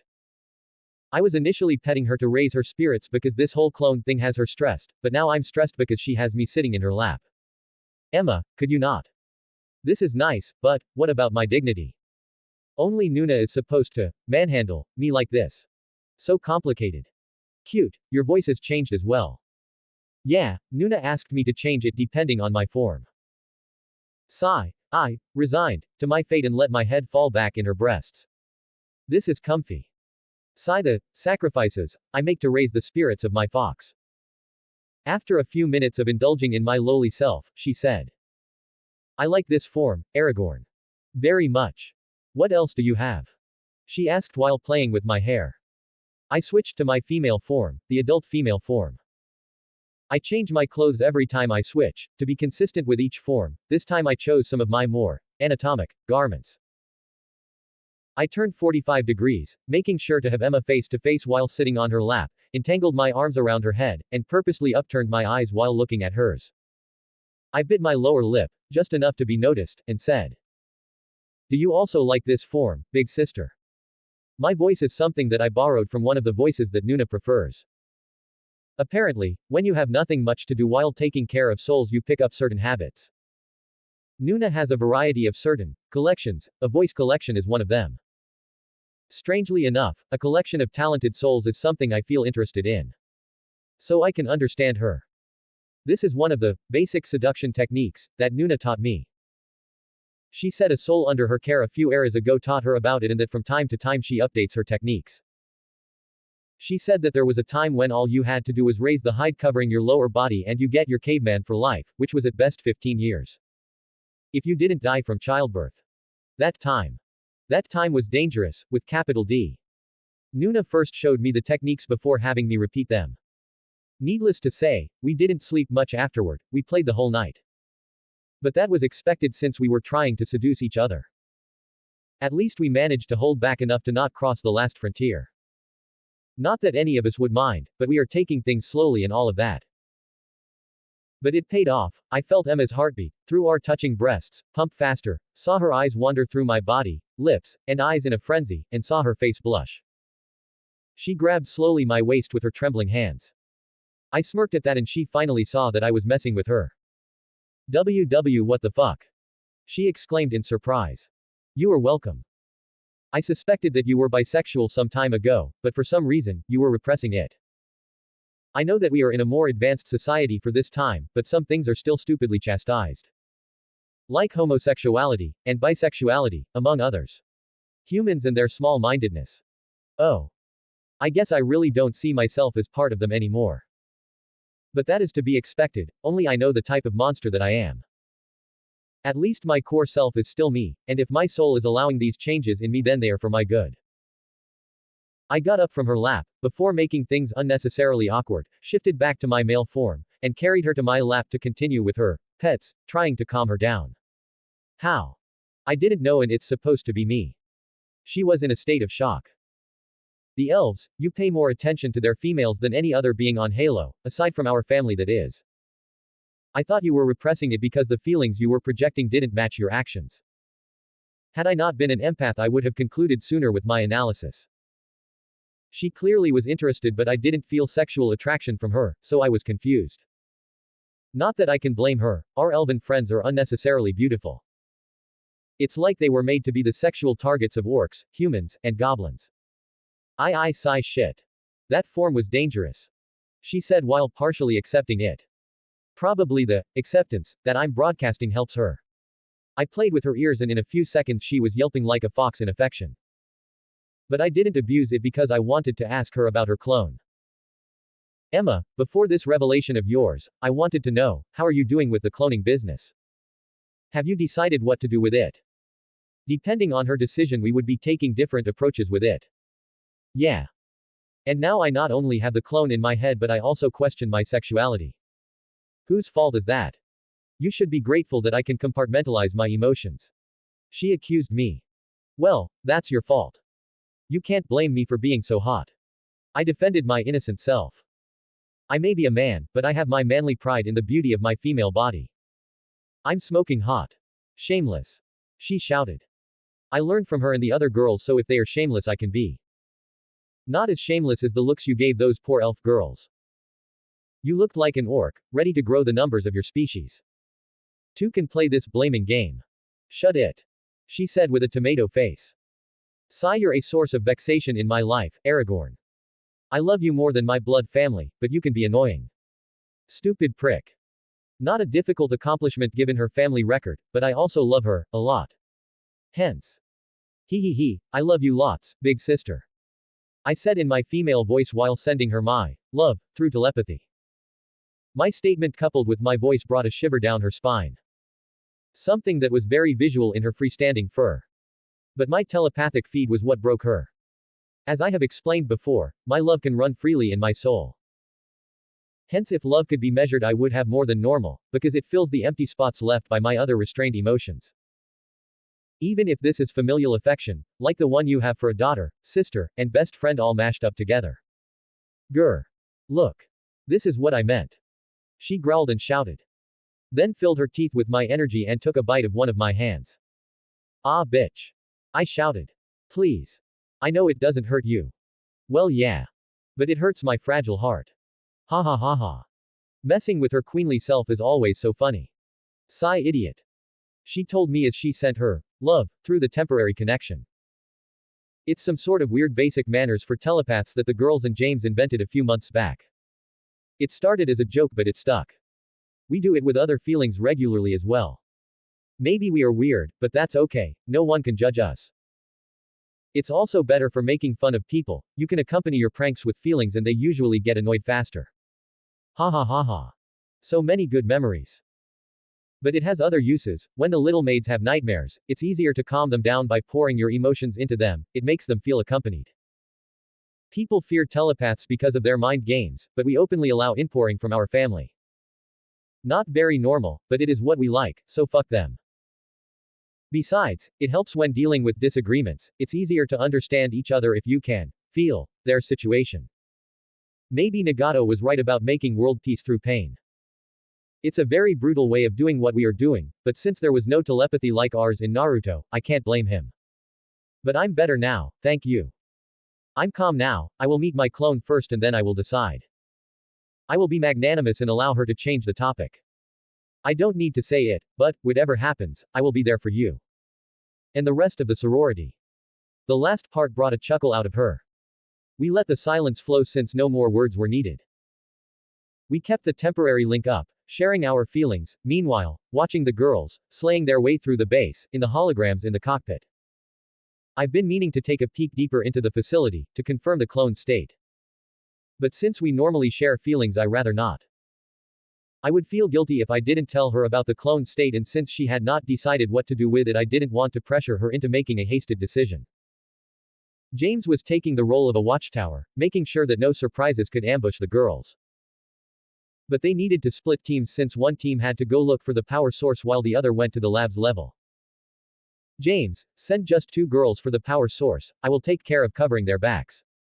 Roger. I could also take a look to confirm if it was nuclear or something else, but this was the girls' chance to shine and show off their training. After this whole ordeal is over, I will probably spend a few months in space with Kitty. While I'm not here, the girls will be in charge of storming through the selected Hydra bases, so I'm using this operation to make sure that they don't have bad habits due to a difference in experience, given that normally they just fight me instead of storming bases. Hopefully, the situation with Krakoa stabilizes soon enough and the X-Force can help them. The last 2 levels were our targets. The first levels included a hangar, reception, communications, storage, security, living quarters, prison, mess hall, supplies, and administrative rooms. The last 2 levels are the most important ones, laboratories and power generators. Most of the girls used their weapons to take down the scum. I think it's because they usually can't use them in our spars, since weapons are useless at our level of matches. But, I have to admit that I can see the romance in energy blasters, whatever type of energy blaster. It's super clean, I won't have to deal with any form of material evidence. Though, after the base is blown up I don't think we will have to care about that, but better safe than sorry. The girls had their personal designs, but in the end, they all shared some basic functions: rapid fire, beam discharge, and single target. It's funny how they all ended there without our intervention. Some have additional functions, like a blade mode, as if a lightsaber was not enough. We are also working on a beam that can make corners, like Darkseid's Omega beams. But unless you have energy manipulation like me, it so far has been futile. Anastasia, Yekaterina. Mutant dog inbound. I informed them as I saw a bear-sized dog running at them. The interesting feature was the adamantium maw. I can assume that weapon X, plus, Alpha, Beta, Omicron 5, and whatever other variants exist of it are somehow involved. Can we keep it? Asked Yekaterina. You'll need to put it to sleep and remove the bombs in its neck and stomach before we blow up the facility. I will probably have to stabilize its DNA afterward. Mad scientists are not known for their attention to detail. Yay. I will put it to sleep and we will come back for it after the generators are taken care of. Yekaterina said. The bear-like dog took a corner and Yekaterina stabbed its head with a psionic spike. It was like spamming a continuous message of, sleep, and, relax, forcefully in its brain. The dog fell to its size and Yekaterina patted it and said. You shall be known as Princess, henceforth, the most fearless girl. Right, the bear doggo with an adamantium maw is Princess from now on. The pair of teenagers continued to move. Along the way, they didn't find any other dogs, but the other team took care of 5. At least their deaths were swift. Rip, poor doggos. Finally, after testing their weapons with a few volunteers along the way, they arrived at the generators. A quick scan and I found that the facility used some of the old Hydra batteries, the Tesseract-powered ones from World War II. Objective accomplished. Those won't irradiate after the explosion. You girls can go and take care of your dog. The explosion of the generators will probably just make the crater deeper. The girls ran back to the dog and started to prepare the field for the surgery. They create a barrier encapsulating the dog in its immediate surroundings. Aragorn, can we use magic to disinfect? Anastasia asked. Yeah, go ahead, I'll clean the traces after you're done. Anastasia has trauma surgery as one of her specializations, and Yekaterina has gynecology. Medicine is one of the most popular studies in the crystal. The first place goes to the managerial studies, but that's because I asked them all to get at least 1 degree in that subject. After Anastasia used a micro-life killing spell, they started both incisions at the same time. The spell is simply a fire burst of high caloric energy that blasts for less than a second. In their hands, they create psionic blades, and using the contract they summon one of the skills of my eyes. The skill that allows me to see through mass. This summon is really half-baked, not market-ready. The only reason their eyes are not melting is because of their adaptability trait. It's a perk that I made as a conceptual project, just to prove that it's possible, within the contract. But, hopefully, in a few years, I should have an original magic system that doesn't put the user's life at risk. After a few minutes, the bombs were out and the girls were healing the wounds. After they were done, they levitated their dog out, to where the other subjects that they found in the prison were being healed and prepared for departure. So far, most of the prisoners had traces of psionic tempering, so I can guess what they were using the clone for. As if their normal brainwashing methods were not enough, they had to use other means.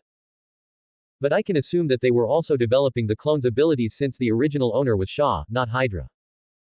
Or maybe there was something wrong with it and it came for maintenance. Once the girls and dog were reunited with the rearguard, I switched back to observing the other team. They encountered more resistance and I could already see the transmissions they were sending their superiors. Lucky me. I had Spark piggyback the transmissions and track the receiver. We are under attack. Intruders spotted.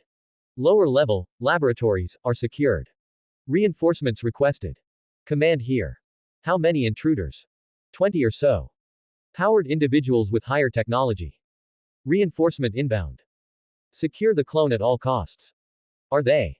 Because I don't see anyone coming here. MMMHMM. Oh. I just felt it. They have a form of teleportation. But, I imagine that since they didn't use it with the clone, it either is unstable or unreliable. Maybe they use a mutant with limitations or faulty tech. Spatial displacement in the labs. Caution advised. Escaping. James asked. Reinforcements. Possible mutants. So far they haven't encountered any mutants working for the enemy, only victims in the prison ward. Understood. They arrived at the reinforced doors of the lab. With a strong push of telekinetic force, the doors caved in. I used my sight to assess the enemy forces. One mutant, teleporter, no threat. Keep alive to allow one of them to escape. Viper, Ophelia Sarkeesian, the woman in green, no threat. Allow escape to carry the news. The main target is confirmed, the blonde girl. Secure with a barrier. Maim the rest, try to keep the scientists alive to extract information. Not a priority objective. Beware of their energy weapons, possibly of Tesseract origin. I broadcasted to the entire team before they walked in. As they passed the broken frame, they erected 2 barriers, one to safeguard them from the energy blasters, and the other to prevent the clone from being moved. Both are of psionic origin. Energy blasters, unless you have a beam mode, have no penetrative power. The energy from the Tesseract tends to spatially disperse upon contact. So they kept several barriers behind each other, though visually it looks like one solid barrier. The girls didn't let the enemy analyze the situation. At a low height, they spammed psionic blades, intending to cut their legs. At medium height, they blasted the enemies still standing. Fuck. Take us out of here. Viper, who was on her way to secure their asset, Emma's clone, jumped back before being killed by an accidental shot. She grabbed the exhausted mutant by the throat and ordered him to teleport them out of this. You don't know who you are dealing with. I'll come back for you fucking bitches. She shouted like a classical villain thought, while warping with her tail between her legs. Not before her eyes lingered on James in realization. After this encounter, I expect them to start creating theories about this new enemy. An enemy that is related to their Winter Soldier, to Emma Frost, and somehow to mutants. Good job everybody. I'll have Spark download their database. Make sure that the scum doesn't die, yet. And move out as soon as possible. I wouldn't put it past them to try to bomb the base. Luckily the clone was currently dormant. She had her eyes open but it looked like her mind was locked. I'll have to take a look later. I left the girls cleaning up the base. Spark, you know what to do, get me everything please. On it. I looked down at the fox still in my lap, enjoying the pats and ignoring reality. Hey Emma, are you ready to meet the girl? Yeah, she didn't look right. Do you think she was conscious? Emma said. Her psionic field says she was, but her body wasn't. Maybe they did her that way to secure full loyalty. If that poor machine-like girl state can be called loyal. We went back to a comfortable silence while we lowered our ships, to load the survivors, maids, dog, and butler. On their way back to the ships, I made sure that there were no tracking devices on the girl. I also discovered that her mind was being suppressed by magic. That was probably Selena Gallio's work. The dog was better than the girl. There was some cellular degradation but nothing a quick pulse of biokinesis couldn't fix. The rest of the prisoners were stable after the girls blasted them with healing spells. A bit of an overkill, but that's okay. One of them had a tracker in her stomach, but I just fried it. I will leave it for the mutants in Krakoa to take care of. Once the survivors and dog were in the ships, the girls were floating outside with their city busters primed and ready. Okay, I feel like you'll blast me if I delay this any longer. So, go ahead, go crazy you pyromany. Boom asterisk they didn't let me finish. Fuck. I shouted. The explosion was more than expected. They pulled a Ghostbusters and crossed the rays. I grabbed the girls and ships with my TK and lifted us further away. Boom asterisk BOOOOOOOM asterisk Michael Bay would be proud. Secondary explosions mixed with the generators. And then there was a silence, followed by a wave of light that engulfed us. I had a barrier up, so from the inside we saw the remnant blue energy of the Tesseract. Like in an aquarium. I'm not gonna lie, it looked awesome. I've never been inside an explosion like this one. The one in Earth Z was not this cool. Then there was a ringing and finally, after the wave of light ended, we saw the hole left after the explosion. Cough maybe I miscalculated the power left on the generators. Emma and James deadpanned at me. Yeah. That was awesome. HAHAHAHAHA more. The mana is calling me. Again. Let's do it again. Awesome. Well. Now I'm concerned about the integrity of Halo once they get stronger. Yeah. Megamans. Get inside. We are bailing out right now. This shit was seen from space. I'm way too pretty for prison. I made sure to remove any trace of energy left, at least this way they can claim that a methane bubble or some shit blew up. At full throttle, like a father going for milk, we escaped our responsibility. Less than an hour later we landed in Krakoa's airport. The council and the mutants specialized in healing were waiting for us there. This city looked like those pictures of North Korea I once saw, where you find a massive ghost city. Everything is super advanced for this time and this city has a capacity of a few thousands, but the population is about 200 mutants. At least it's self-cleaning. We left the mutants and non-mutants to them and after confirming a few things we departed, back to Halo, with a mutant dog and a clone girl extra.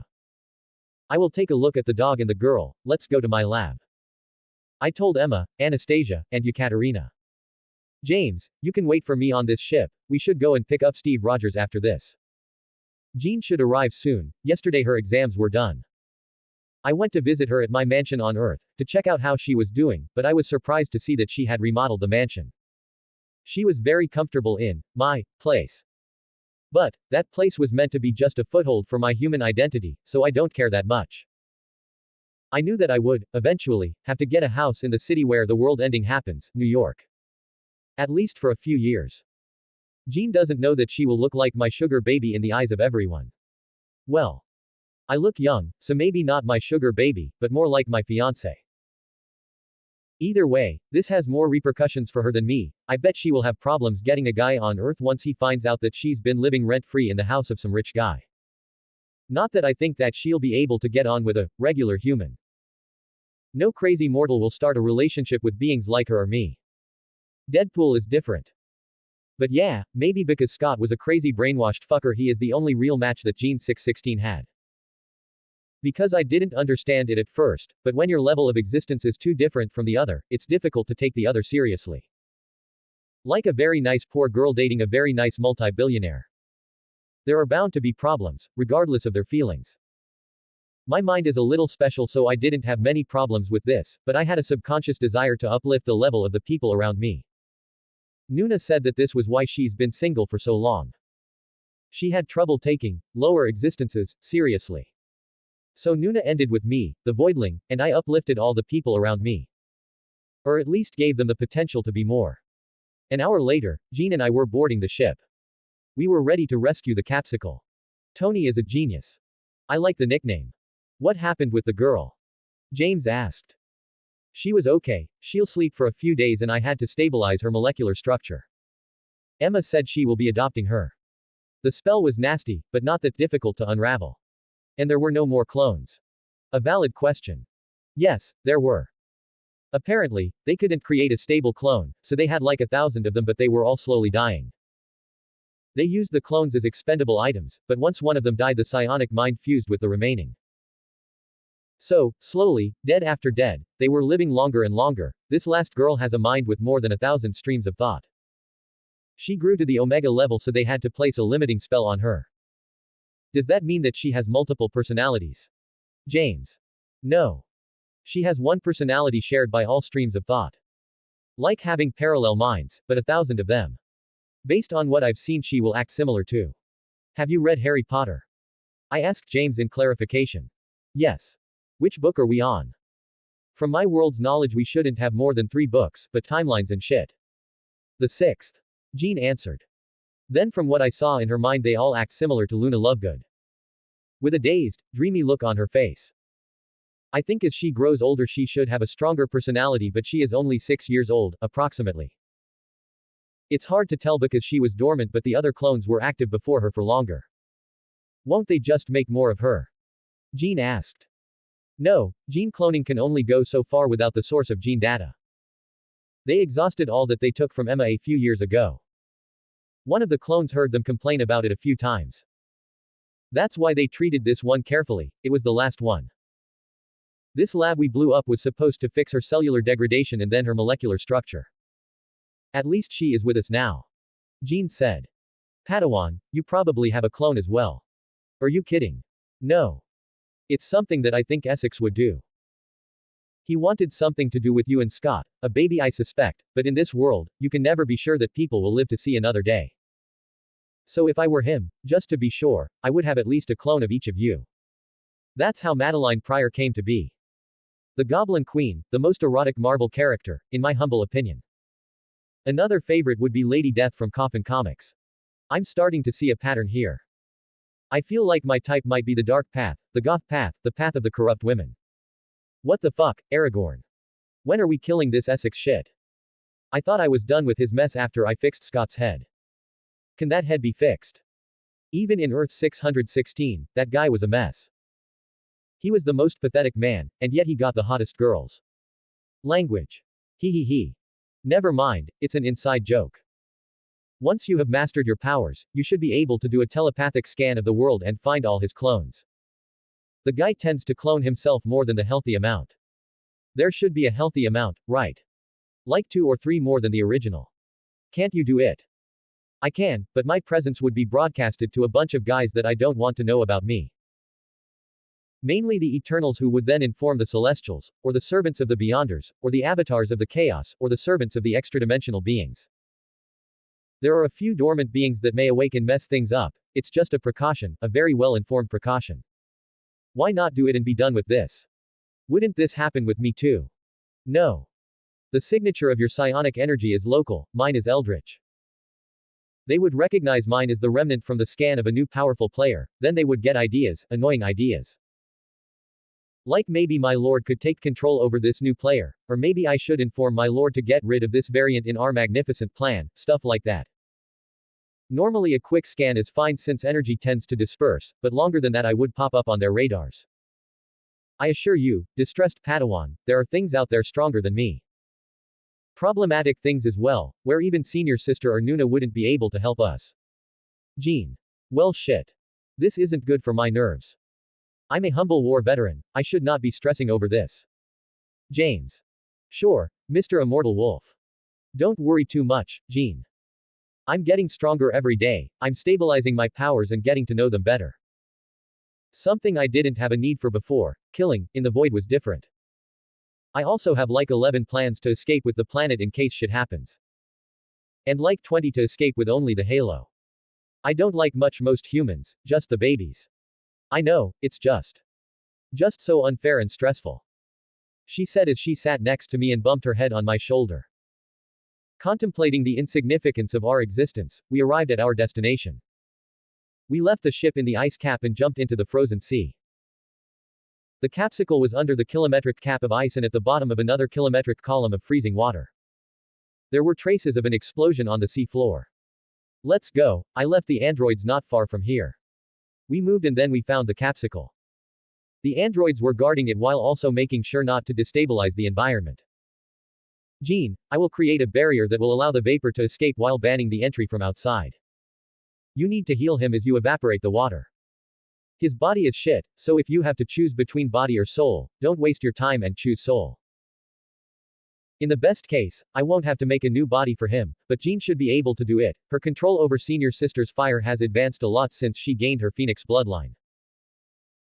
His body is in a terrible state. I think I can even identify pieces of him that were eaten by the fauna in here, but I might be wrong, it could be scars from the accident and subsequent explosion.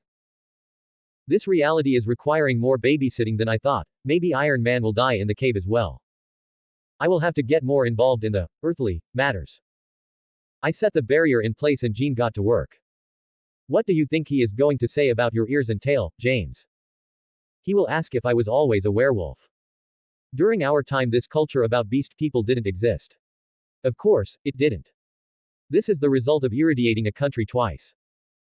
Butterflies, ripples, and tornadoes, I swear if I ever end up in the past I wouldn't change most things.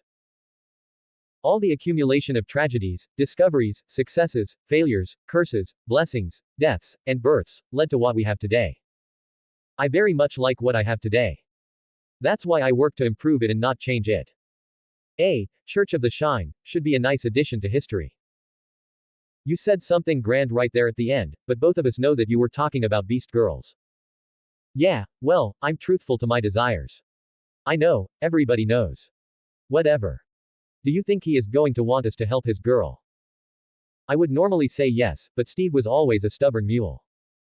I can see him saying something about letting life flow its course. You can emotionally blackmail him, you could tell him that you are going to be left alone, friendless, a man out of his time, if he and Peggy don't join you in this eternal journey. This sounds dumb, but, just guilt trip him into eternal life. I can see that disagreeable method working. Well, what can I say? I am not the best when it comes to morals and stuff like that. I was pretty white at the beginning, then black, and now a gray that tends to go dark in front of scum. I have seen so, but most real people are like that. Only children's heroes can live in the light and fight in the dark without dying themselves in the process. You should tell that to Superman. Ha ha ha. Yeah, maybe I should. I'll let him know if I find him in the future. Sigh, you're not joking, are you? Oh no, I'm not. Do you know about the multiverse? If every possibility is both truthful and deceitful, shouldn't it stand to reason that stories become reality and reality becomes stories somewhere out there? More like in the omniverse, but I think that there's supposed to be some overlapping here. I don't want to know, I already have enough with our very real cosmic terrors. I don't want to think about fighting Azathoth. Maybe Azathoth can be considered my super superior. One day I might visit other multiverses, but I don't think I know how to navigate the void, so no can do. I wouldn't leave my Nuna for all the other goth girls out there. My Nuna can shapeshift, so that's like a one-in-all deal. She can also create multiple time instances of herself, so I'm the true winner here. 5 fucking hours, that's how fucked up Steve Rogers was. Jean said that something was fighting her healing. Probably the space stone energy, or maybe some weird cosmic energy resulting from the explosion. I couldn't even help because I couldn't tell what effect removing the energy would have on his eggshell-like body. Maybe this foreign energy was keeping everything glued together. Yet, the beautiful Padawan succeeded.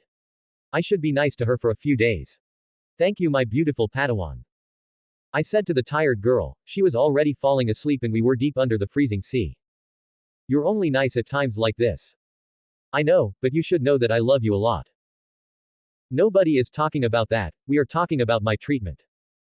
I can always tell your feelings, stop distracting me. I know, but you should know that I love you a lot. Shut up. Carry me. I'm going to fall asleep. She gave up, moved to my back, and fell asleep immediately after she piggybacked on me.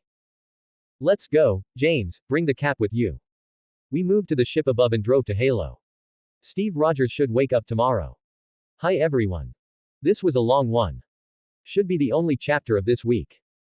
I will upload a bunch of pictures, so if you are reading this and haven't seen them, you might give it a few minutes. In case someone is wondering, I am not gender bending the character, just something that he can do. Comic-wise, Death can also do it. I might include it in Lemon scenes, but not yet. I have nothing against gender bent, I actually like it, so don't get triggered, please. I haven't explained this, but unless the MC is copying the physical appearance of someone, he has to imagine the entire desired body. This is why he has some default forms, because imagining a new physical body from nothing takes time. If not mistaken, we can't imagine new faces only by repurposing old info. We come up with new faces, which are fundamentally new combinations. Don't quote me on the last part. I also mentioned something about the time instances. That's something that most nigh omnipotent beings can do. Basically, you make a past of yourself adjacent to your present self, so you end up with 2 or more versions of you. It can be a past or future version of you just a few seconds ahead or behind. It's not cloning because both are you. At the end, the displaced instances go back to their time. I'm purposely not meddling in Krakoa's situation because I plan to write about it on different